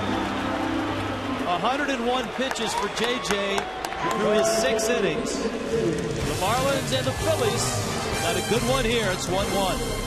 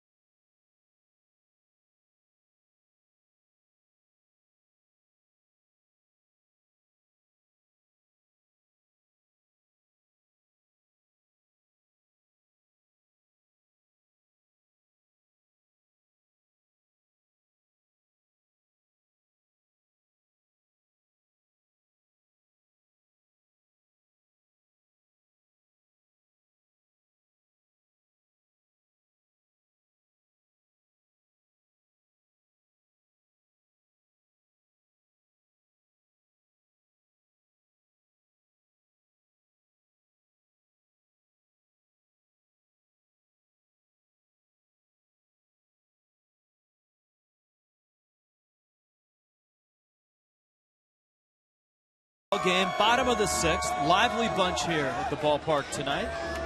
The Marlins got on the board in the 3rd inning, trailing 1-0.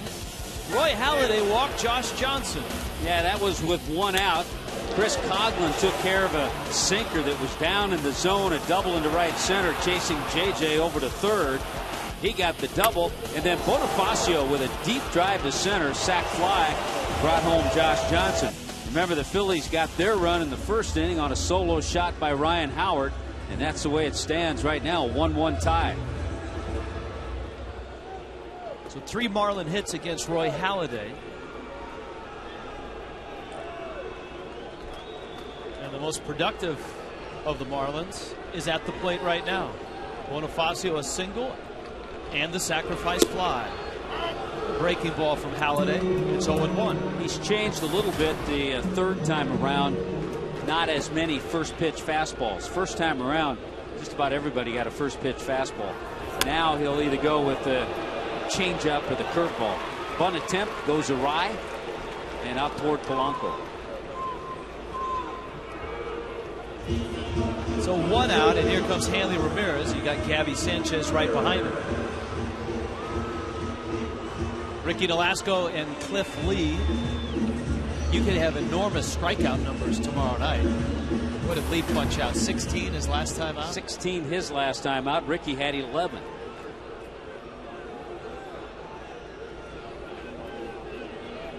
Hanley struck out into a double play back in the 1st.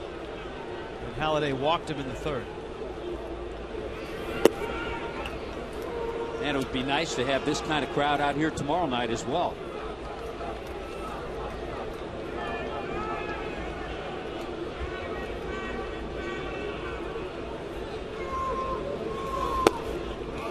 Tommy Hutton tweeting this afternoon, looking for a big crowd tonight, and it looks like a lot of people have responded on a Tuesday night here in South Florida. There's a 2-0 changeup. Hanley not getting that 2-0 cookie fastball from Halladay. Halladay doesn't throw too many cookies. No, he doesn't.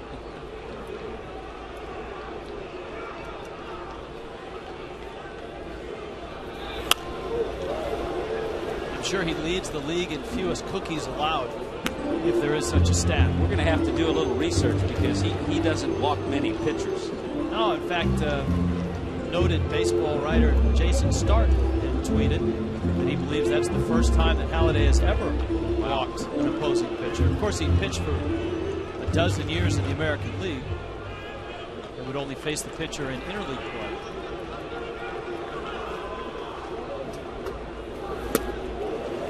And he polishes off Hanley Ramirez. 2 outs here in the bottom of the 6th. We check in with Frank Fort.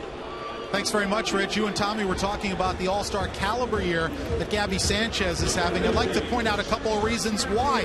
Remember, he hit a home run on an 0-2 pitch last night. Well, this season, in any count with 2 strikes, he's hitting .279. And his 3rd time up against the same pitcher in a game, he's hitting .378. That tells me he's making adjustments. And Tommy, I'm sure you can attest to this. If you can hit and aren't afraid to hit with 2 strikes, you can play in the big leagues for a long time. That is a big area of improvement so far this year for Gabby Sanchez. Guys? Long time, and that's what we've seen in Bonifacio as well with 2 strikes. To right, Francisco trots in and makes the catch. And Roy Halladay is locked in. He's retired 10 in a row.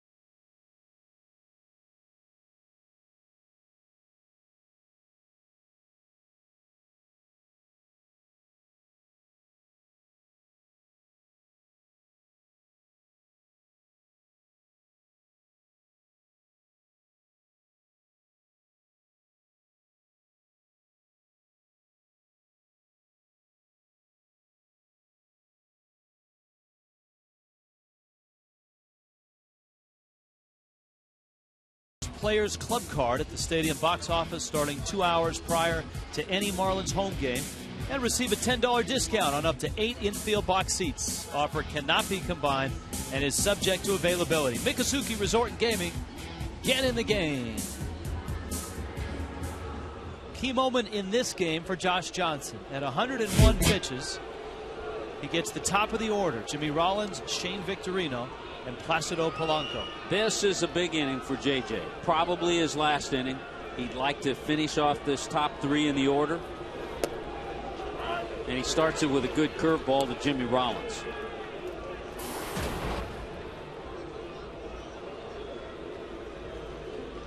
No for 3-9 for Rollins. Bangs one into right field, a base hit. So an outstanding base stealer is aboard. And here comes Victorino. Got the ground ball, but Rollins found the hole. The Marlins have a pair of arms up, and of course Randy Choate is the important one when it comes to the left-handed hitters. Howard and Ibanez are behind Polanco. Polanco's on deck. Victorino's at the plate. Tough guy to double up, and a very good bunter. Let's see how Charlie Manuel plays this with speed at first and Rollins. Yeah, Charlie has a lot of ways he can go here. Pete McCannon, bench coach, Charlie's right. Rich Doobie to his left, his pitching coach.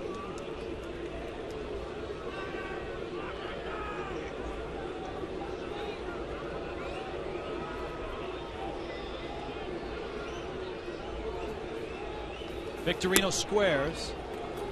JJ misses up.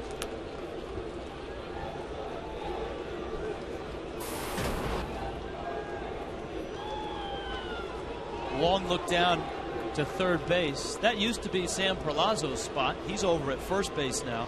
Juan Samuel, longtime major leaguer. And many of those terrific years as a Philly. Davey Lopes was a longtime first base coach for the Phillies. He, of course, has moved on to Los Angeles.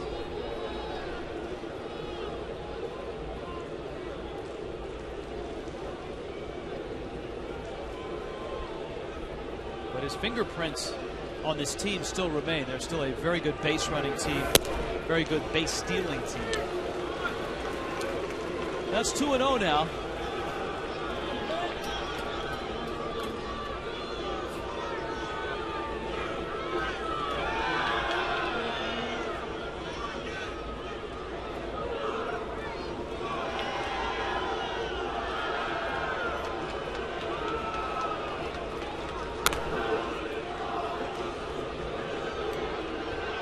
I'd like to count how many times he's thrown over there between Rollins and Victorino at first base tonight.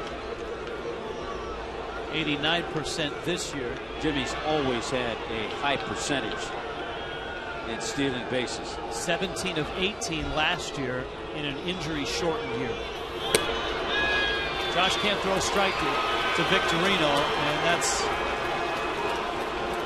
a real issue with Polanco, Howard, and Ibanez around the bend.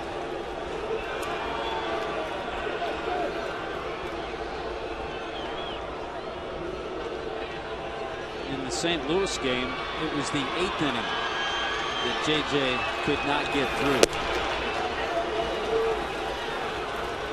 Remember, he got an out, and then the Cardinals put together 3 straight hits off him. And then Berkman hit the 3-run homer off Mike Dunn.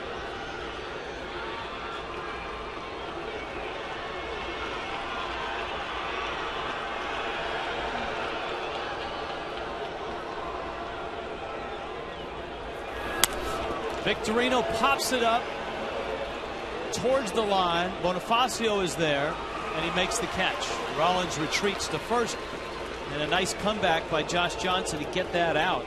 Now look for a little movement, either a steal from Rollins, something going with Polanco up there because he has such great back control.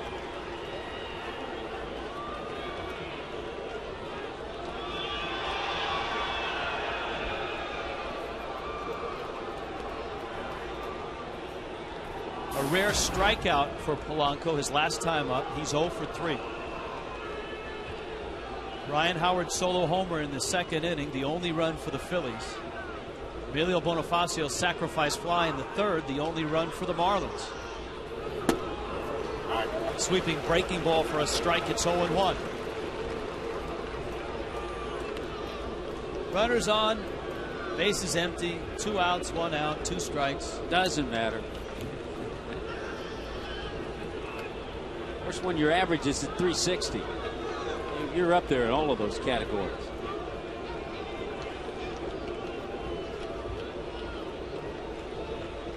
Rollins increases the lead a bit. Polanco a ground ball. Hanley. There's one. Infante's turn. Gabby can't pick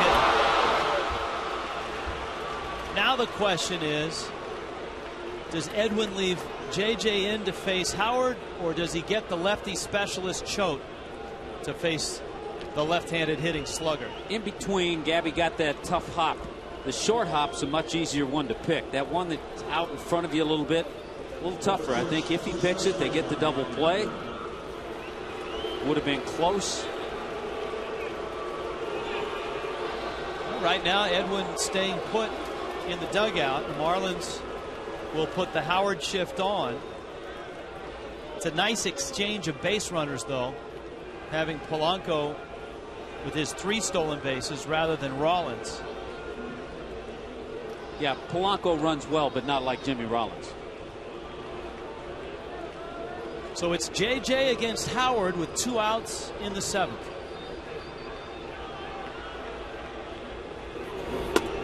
Strike 1. This was the second inning.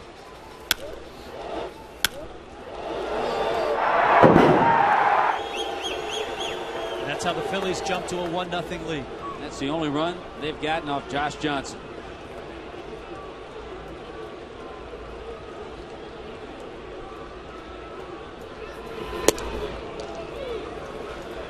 JM Lexus presents our leaders of the game. Record when hitting a home run, the Phillies and the Marlins both at 17-2 at JM Lexus. Price made us #1. Click jmlexus.com and find out how. By the way, I do not mind Josh Johnson pitching to Ryan Howard here. I know Randy Choate is ready, warmed in the bullpen. I know he struck him out last night when he came in to face him, but it's okay. JJ's got some left in the tank to get Ryan Howard. You get a sense that maybe it would have been Choate had Polanco reached base and there were 2 guys on. Marlin fans coming to their feet, trying to get Josh Johnson through the 7th inning.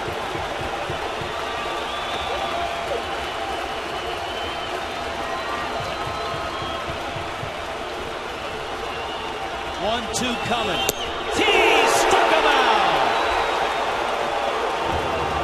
Jumped it up to 96 and got it past Ryan Howard. Josh Johnson through 7. It's 1-1.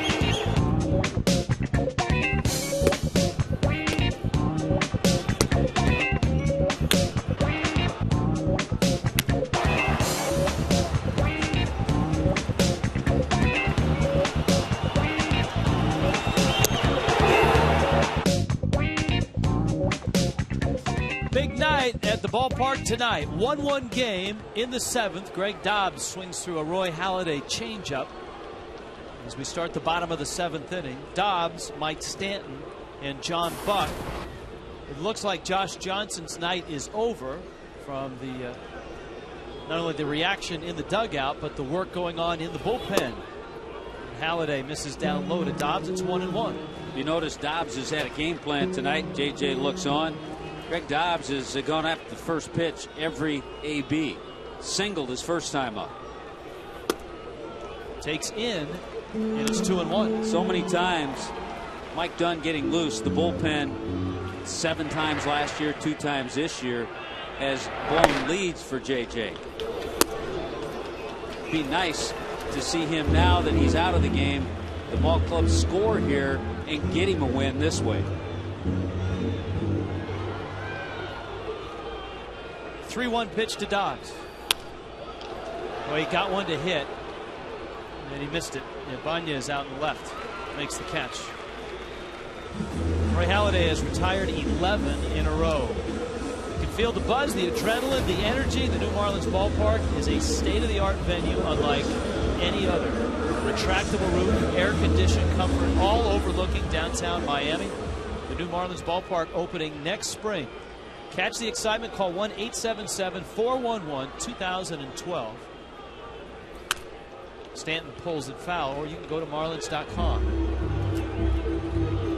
Josh Johnson lowering his ERA from 1.68 to 1.63. Mike Stanton lowering his batting average, his first 2 ABs against Halladay, and he's behind in the count 0-2. 2 strikeouts in his 2 at-bats. Here's the 0-2.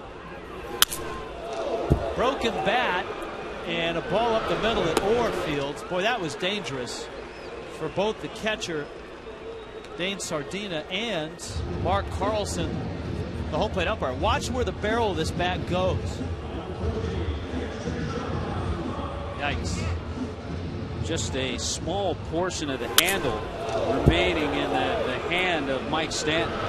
He didn't get sawed off. He hit that on the end of the bat and completely shattered it in half. Here's John Buck. Tough night for him. He's 0 for 2, 0 for 4 in this series. See the difference in these 2 pitchers, and we kind of pointed it out at the beginning of the game. Josh Johnson now out of the game, 114 pitches. Halladay hasn't reached 90 yet. And although Buck and Halladay are both former Blue Jays, they were never teammates. Buck was in Toronto just 1 year, and that was last year. And that was Halladay's first year, of course, with the Phillies. Ground ball short. Rollins backs up, winds up, and throws him out. Roy Halladay has set down 13 in a row. We go to the 8th. 1-1.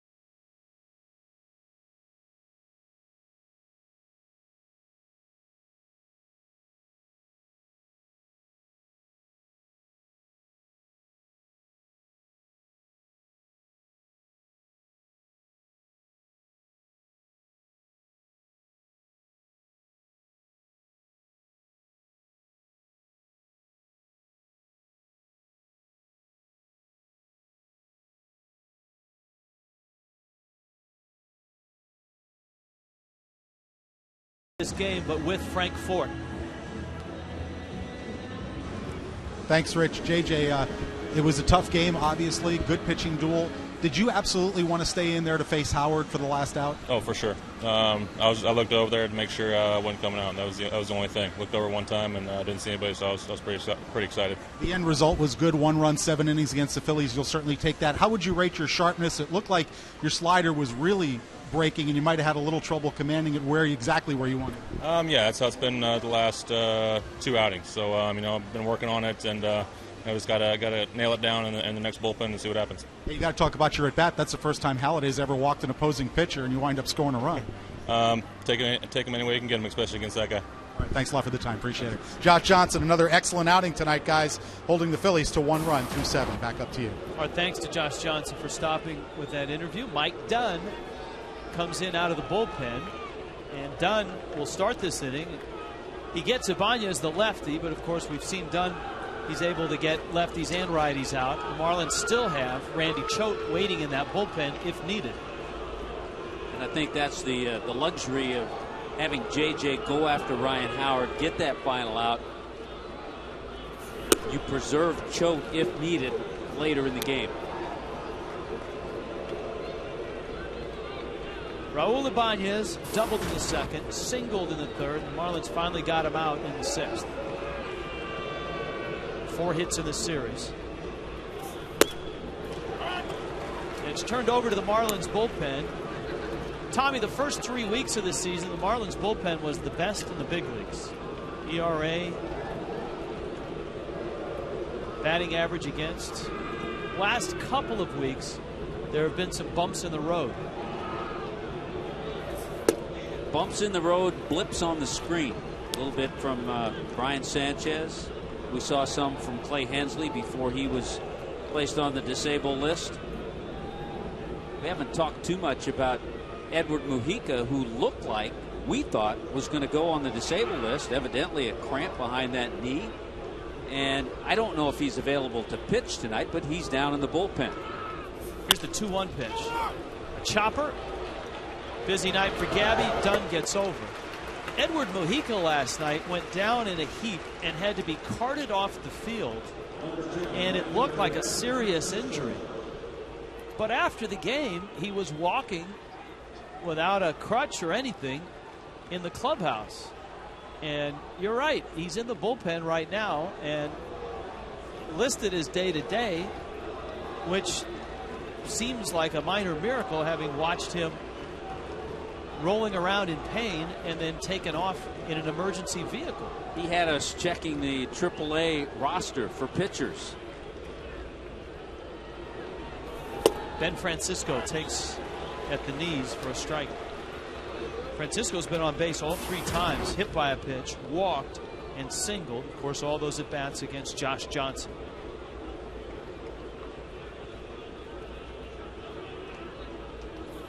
So I think that's getting back to the bullpen. It's like hitters, it's like starting pitchers. Go through those periods. You just hope 3 or 4 of them aren't going through one of those bad periods at the same time. Both Webb and Choate have been up once tonight. It's a whole different breed. It's harder to get it back together because your appearances aren't consistent. And when you do come in, a lot of times, especially guys like Dunn and when Hensley was active, and certainly Leo Nunez, when those guys come in, it's usually a close game, too. Well, you just heard Josh Johnson say that he's trying to iron out his slider, and he'll try to do it in his bullpen session. A lot of relievers don't get those bullpen sessions. Yeah, a reliever can't have that bullpen session because he might be called on to pitch that night. You don't want to waste those bullets.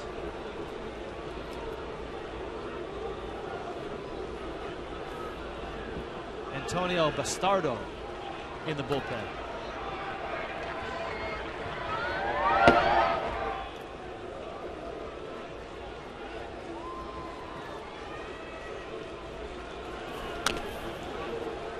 There's 1 out here. Bastardo is up probably in case the Phillies get to Halliday's spot here in the 8th, and they have a chance for a run or two. Yeah, I would think they'd have to have a man in scoring position. Oh, absolutely. If they have a man on first, Charlie's not going to pinch hit for Halladay. Ground ball. Hanley fires the first in time.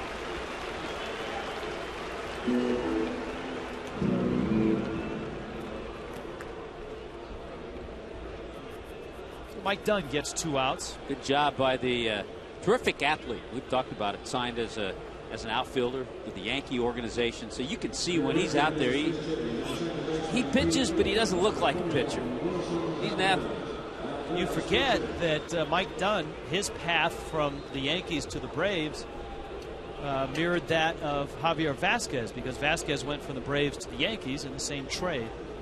Of course, the Marlins saw him at the tail end of last year when he came up, part of a very good Atlanta bullpen. Boy, toward the end of the season when they were throwing Venters and then Dunn and Kimbrel. But they felt comfortable in making that trade because O'Flaherty's a left-hander and he does a nice job for them. Certainly Kimbrel and Venters. Wilson Valdez will pinch hit for Pete Orr. Remember, it was Valdez that was at shortstop last year for Roy Halladay's perfect game. Juan Castro was at third base. And Jimmy Rollins didn't play. Jimmy Rollins was on the disabled list. Said he watched the game rehabbing over in Tampa, over in the Clearwater area.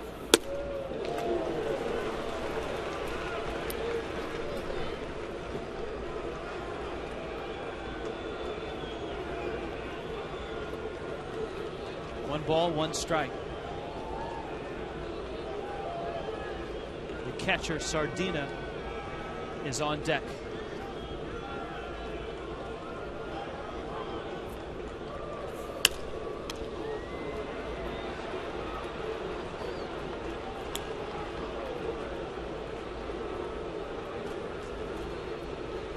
Tell you what, the almost 22,000 here, and it's been a fun crowd, a nice crowd.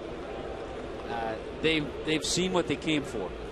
Seen a terrific game, 2 tremendous pitchers, a 1-1 tie. 21,955. So 45 people shy of 22,000. 1-2 from Dunn. And it's fouled back. So would you go out on a limb and say the Phillies have the best rotation in this division and the Braves have the best bullpen in this division? Yes. That first part's not really going out on a limb. That's not a big limb. No. But the Braves bullpen has been terrific. And I'll tell you what, the way the Marlins bullpen performed the first 3 weeks, they were right there with what the Braves were doing. But you know, you have O'Flaherty, you've got Peter Moylan, a versatile guy.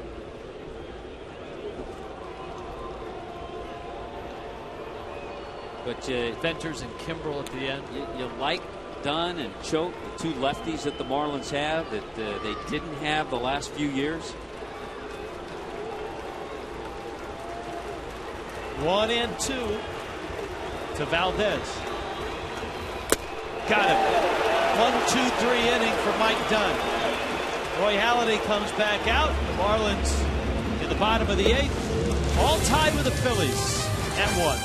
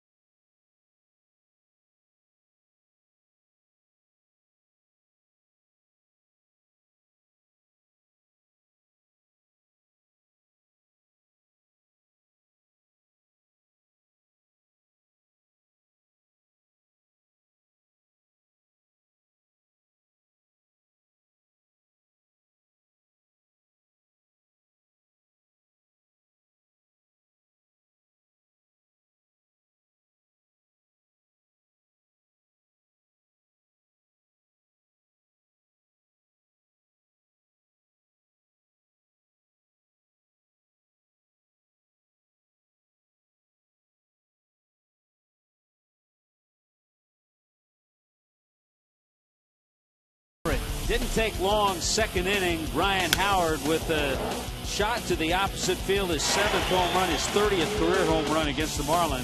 JJ got in trouble after that, but worked out of it. Struck out the catcher Sardina, struck out Halladay, and got Jimmy Rollins on a ground ball to second base. So the only run in that inning was the home run by Howard. In the third inning, how about the walk to Josh Johnson with 1 out? Chris Coughlin with a double into right center field, sending JJ third, and a nice sac fly. Good AB by Bonifacio, getting Josh Johnson to the plate. And that's all the scoring in this one, a 1-1 tie.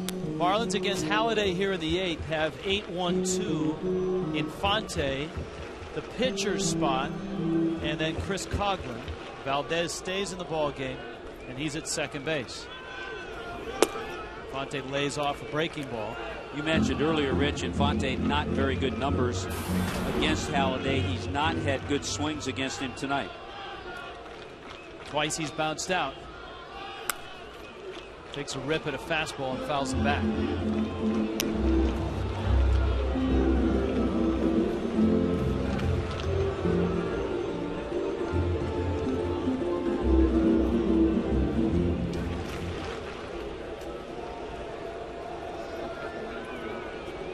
One-two. This is low. Infante 1 for 14 against Halladay as Scott Cousins gets loose. Not an easy assignment. No.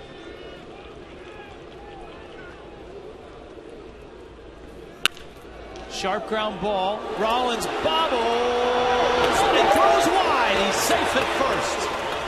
A tough hop that hit Rollins right in the chest.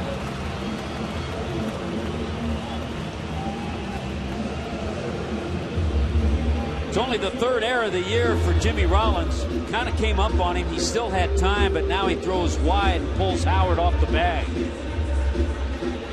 Getting up the line. Good job by Omar Infante. We saw Scott Cousins, but with the runner at first base now, we're going to see Ozzie Martinez in a sacrificing situation. So try to take advantage of those little things. Best defensive club in the league. Phillies with just their 13th error of the season. And here is Ozzie trying to move Infante up. And he almost gets hit, and the ball goes to the screen. And Infante is at second. And now Ozzie can try to move him to third. Worst pitch that Halladay has thrown all night. Not that bad, but because of the movement he has, tough for a catcher to handle, in this case Dane Sardina. We'll see how the Phillies play this. Polanco trots to the mound to talk to Halladay. Halladay at 96 pitches in a 1-1 game in the bottom of the 8th. The top of the order, Coughlin, Bonifacio, and Hanley. After Ozzie. Ozzie's bunt is foul. And it counts 1 ball and 1 strike. As tough as Halladay is to hit, does that translate to being tough to bunt? Yes. Mainly because his pitches move so much. We saw that on the wild pitch.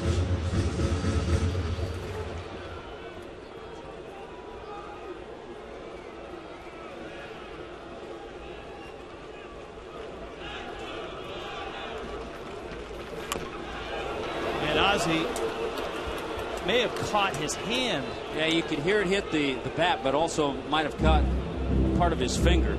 Again, that ball ran in. He thought he had a good pitch to bunt because it was coming in. He was going to take it up the third baseline. Now the ball runs in on him. He has to adjust. And it looked like he got it off that knuckle, that right finger. Is he still bunting? 1 and 2? Yes.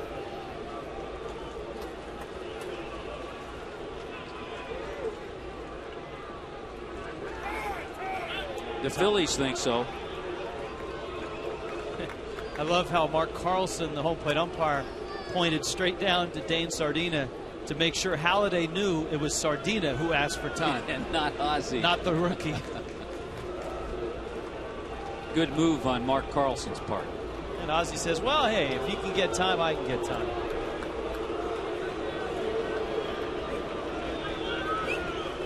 Ozzie has performed well in the tight spots. He did it last year, the final 2 weeks of the season, when he was playing every day. He's had some nice moments this year. Not bunting, and he stays alive and pokes it foul. Actually stayed back on a curveball nicely and still tried to send it the other way.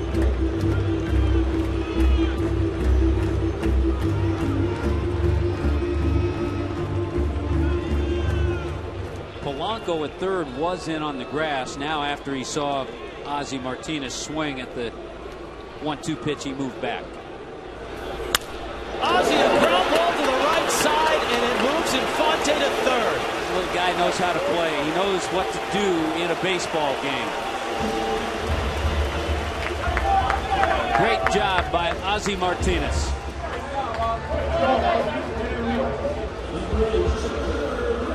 Tough pitch, sinking fastball. He stays back, and even with 2 strikes, was trying to and did get the ball the other way to get the runner Infante over to third. In this matchup of Halladay and Josh Johnson in a 1-1 game, who would have thought that Ozzie Martinez would have one of the biggest at bats?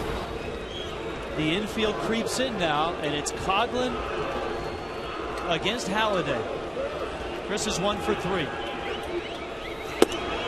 Halladay trying to jam him. It's one of those at bats you kind of throw away all the previous patterns as to what he threw you, your previous 3 at bats, because it's a completely different situation here.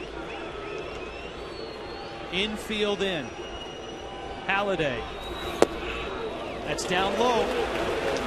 2-0. Leo Nunez is up. Infante standing at third. Coghlan trying to give the Marlins their first lead of the night. And he may have gone after ball 3. Toyota Trent. His 353 Major League games pitched. His team is winning about 60% of the time. Remember, he pitched on some Blue Jay teams that weren't that great. 2-1. Coghlan to center field, and it falls, a base hit. Infante scores, and the Marlins have their first lead. It's 2-1. Boy, what a great job by Chris Coghlan. It's his second hit tonight off Roy Halladay. He doubled in the third inning and set up the sac fly by Bonifacio. This one doesn't hit it all that hard, but just perfect in the right spot. Halladay knew it, dropped in front of Victorino. Coghlan knew it, and Infante came in to score. Bonifacio now. Coghlan at first. Halladay steps off. So the Marlins have their lead. 1 out. 104 pitches for Halladay, and nobody up in the Phillies bullpen.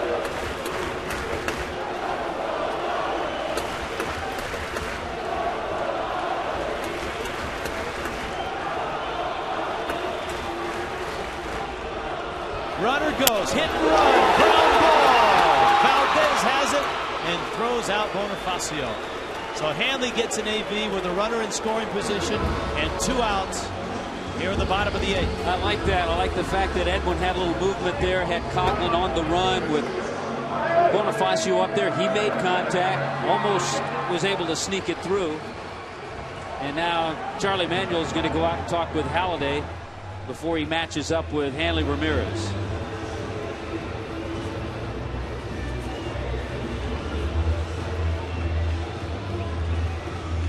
Coghlan on the move, checks Bonifacio to see what he does with the ball. Good play by Valdez, who just came in the game. And now Coghlan's in scoring position.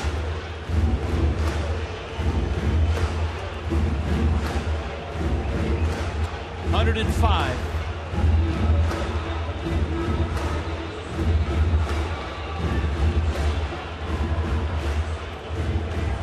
Nunez is ready.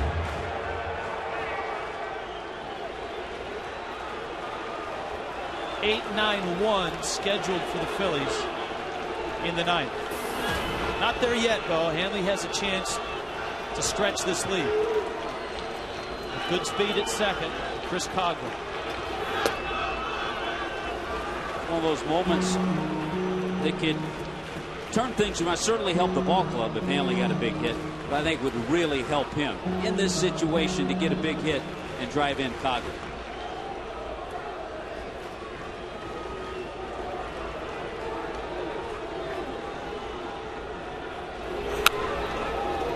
Into the bat, and it's 1-1.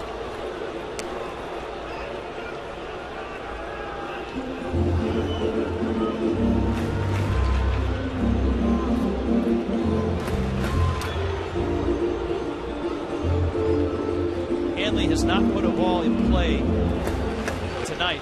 2 strikeouts and a walk.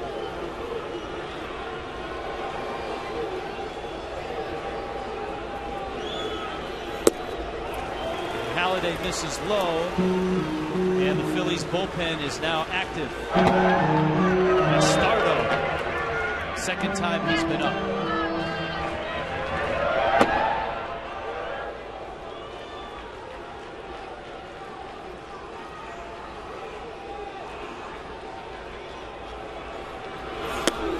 That's in, 3-1. Bastardo, of course, so lefty, and there's nobody else warming up, so he's not getting ready for Gabby. Halladay will face Gabby if he loses Hanley, and Bastardo would come in for Dobbs.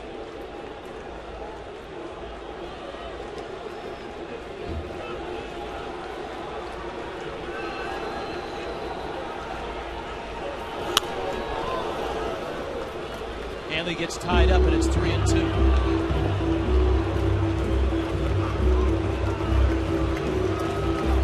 You can see the pattern. It's either in on his hands or away.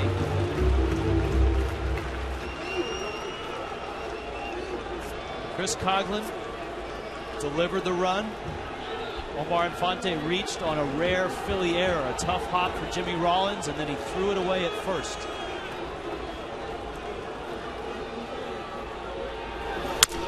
Hanley, a broken back grounder to third. The sure-handed Polanco, safe at first. Well, what a nice job by Hanley. Out of the box because he was fooled and leaning on that pitch. Shattered his bat, didn't hit it all that hard. Polanco's got good hands. He picked and fired, but Hanley beat it at first base. Great jump out of the box. Bang, bang. You know, Polanco may have hesitated a bit to let Coghlan clear, who ran in front of him. And any hesitation was fatal.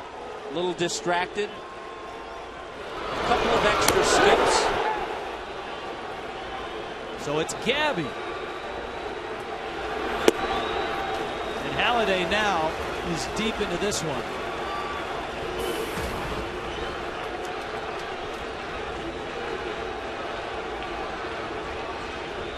.22 pitches here in the 8th inning for Roy Halladay. There goes Hanley. The throw comes through. It's caught, and Coghlan retreats to third.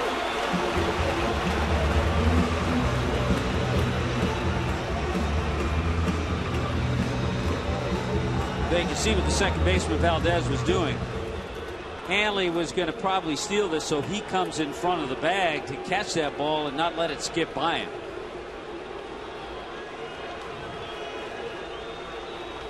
Gabby with a count, 1-1. National League Player of the Week.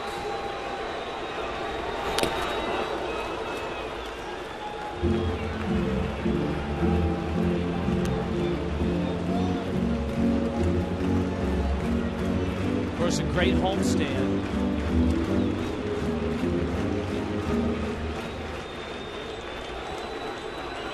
And a big night last night. 0 for 3 tonight. 1-2. Struck him out inside corner. Sanchez didn't like the call. Halladay finishes the 8th. Leo Nunez tries to shut the door in a 2-1 game with the Marlins on top.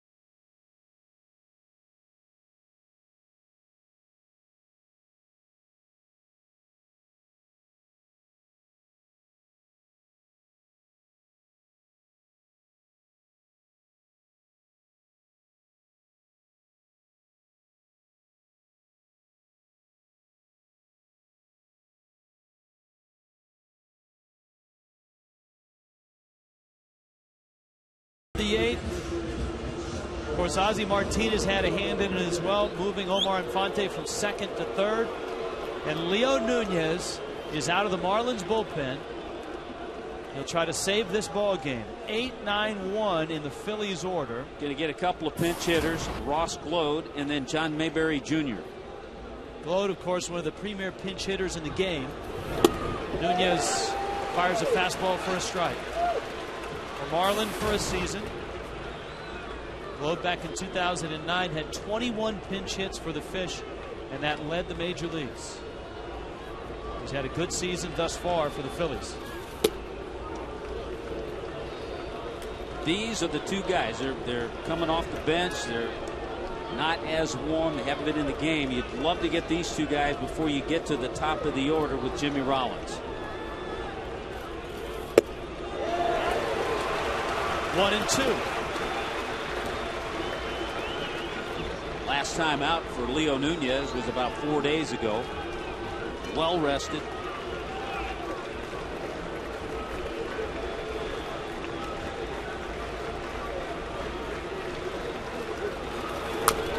Glode pulls it foul. Nunez is 11 of 11 in save opportunities, but a few of those saves have been high wire acts where he's allowed some runs with a 2 or a 3-run lead. There's no margin for error tonight against the Phillies.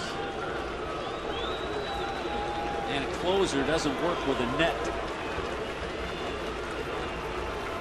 Glode swings and misses. He went out of the zone on the changeup.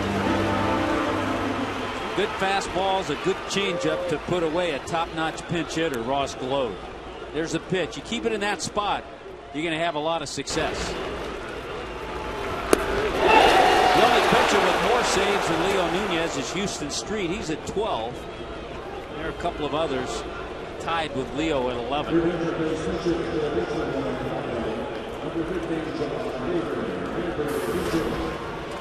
Now John Mayberry.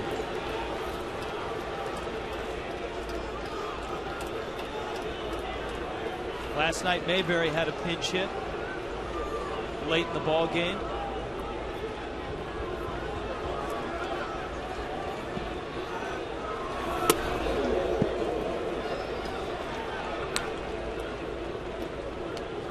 Nunez is one of those guys with the whippy delivery, and you won't see his form in a pitching manual. Yeah, you hear us every once in a while talk about a pitcher who has that type of delivery.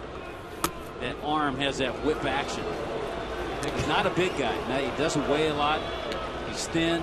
He falls off the mound. 2-0. Yeah, little league coaches don't be teaching this.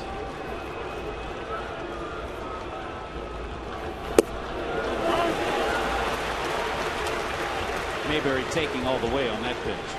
Josh Johnson went 7, gave up a run, struck out 7 through 114 pitches.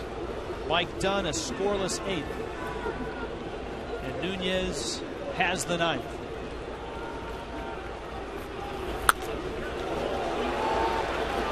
And all we can say is encourage you to try to come out here tomorrow night. It's going to be the same stuff with Cliff Lee and Ricky Nolasco. You'd love to have the same energy and the same crowd that we've had tonight. 6:30 for Marlins Live, and another outstanding matchup. Cliff Lee, Ricky Nolasco, Marlins and Phillies. 2-2 to Mayberry. See if he breaks out the slider.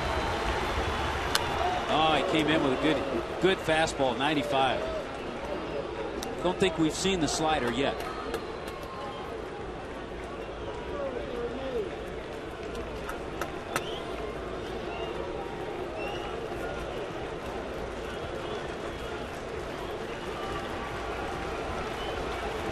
Philly fans well represented tonight, 22,000 to watch this one. 2-2. That looked like the slider. Well, I tell you, I think it backed up, and that's what crossed up John Buck, and that's why he didn't catch it. If he catches it, does he get the call? I think so. A lot of times, 9 times out of 10, he has to reach back. That pitch is right over the plate. but because he didn't catch it, it's tough to get a call that way.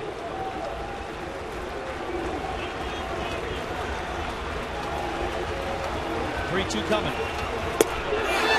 It's out. He didn't swing.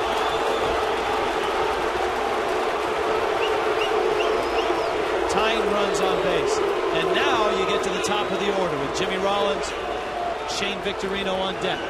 Credit to John Mayberry for a very solid at bat, but he got a break on that second to last pitch.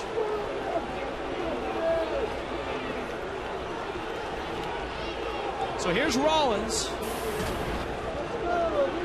1 for 4. A home run last night.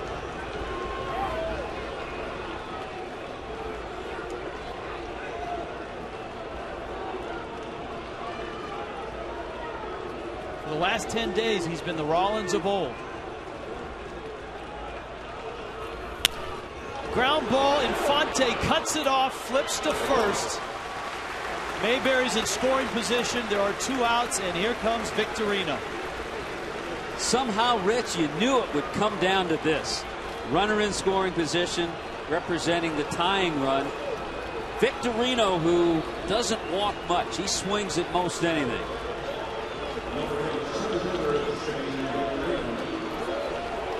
John Buck and Leo Nunez together in Kansas City.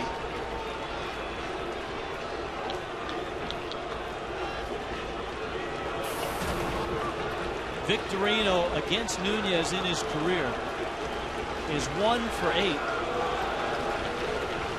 with 1 strikeout.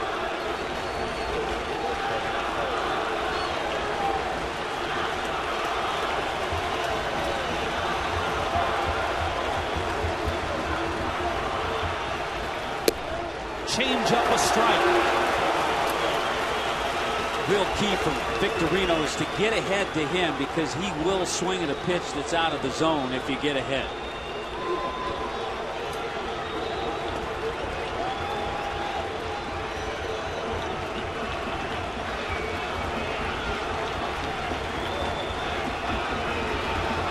Oh, 1 pitch. A little extra from Leo, 96 on that one.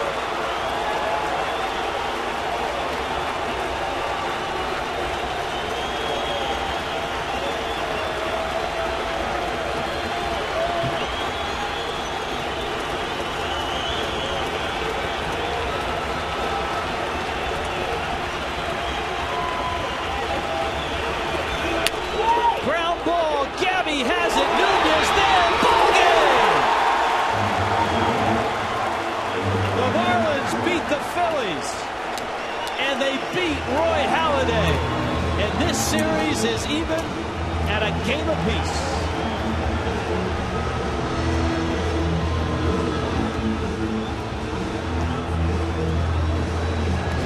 What a finish, Rich. What an entertaining night. And Marlins fans came alive in this one tonight. It was great to see.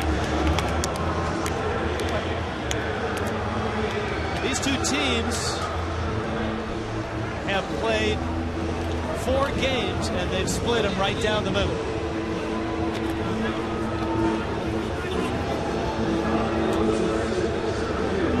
So the Marlins with a 2-1 win tonight, and the series will be decided tomorrow night with another terrific pitching matchup of Ricky Nolasco and Cliff Lee. Nunez finishes the deal.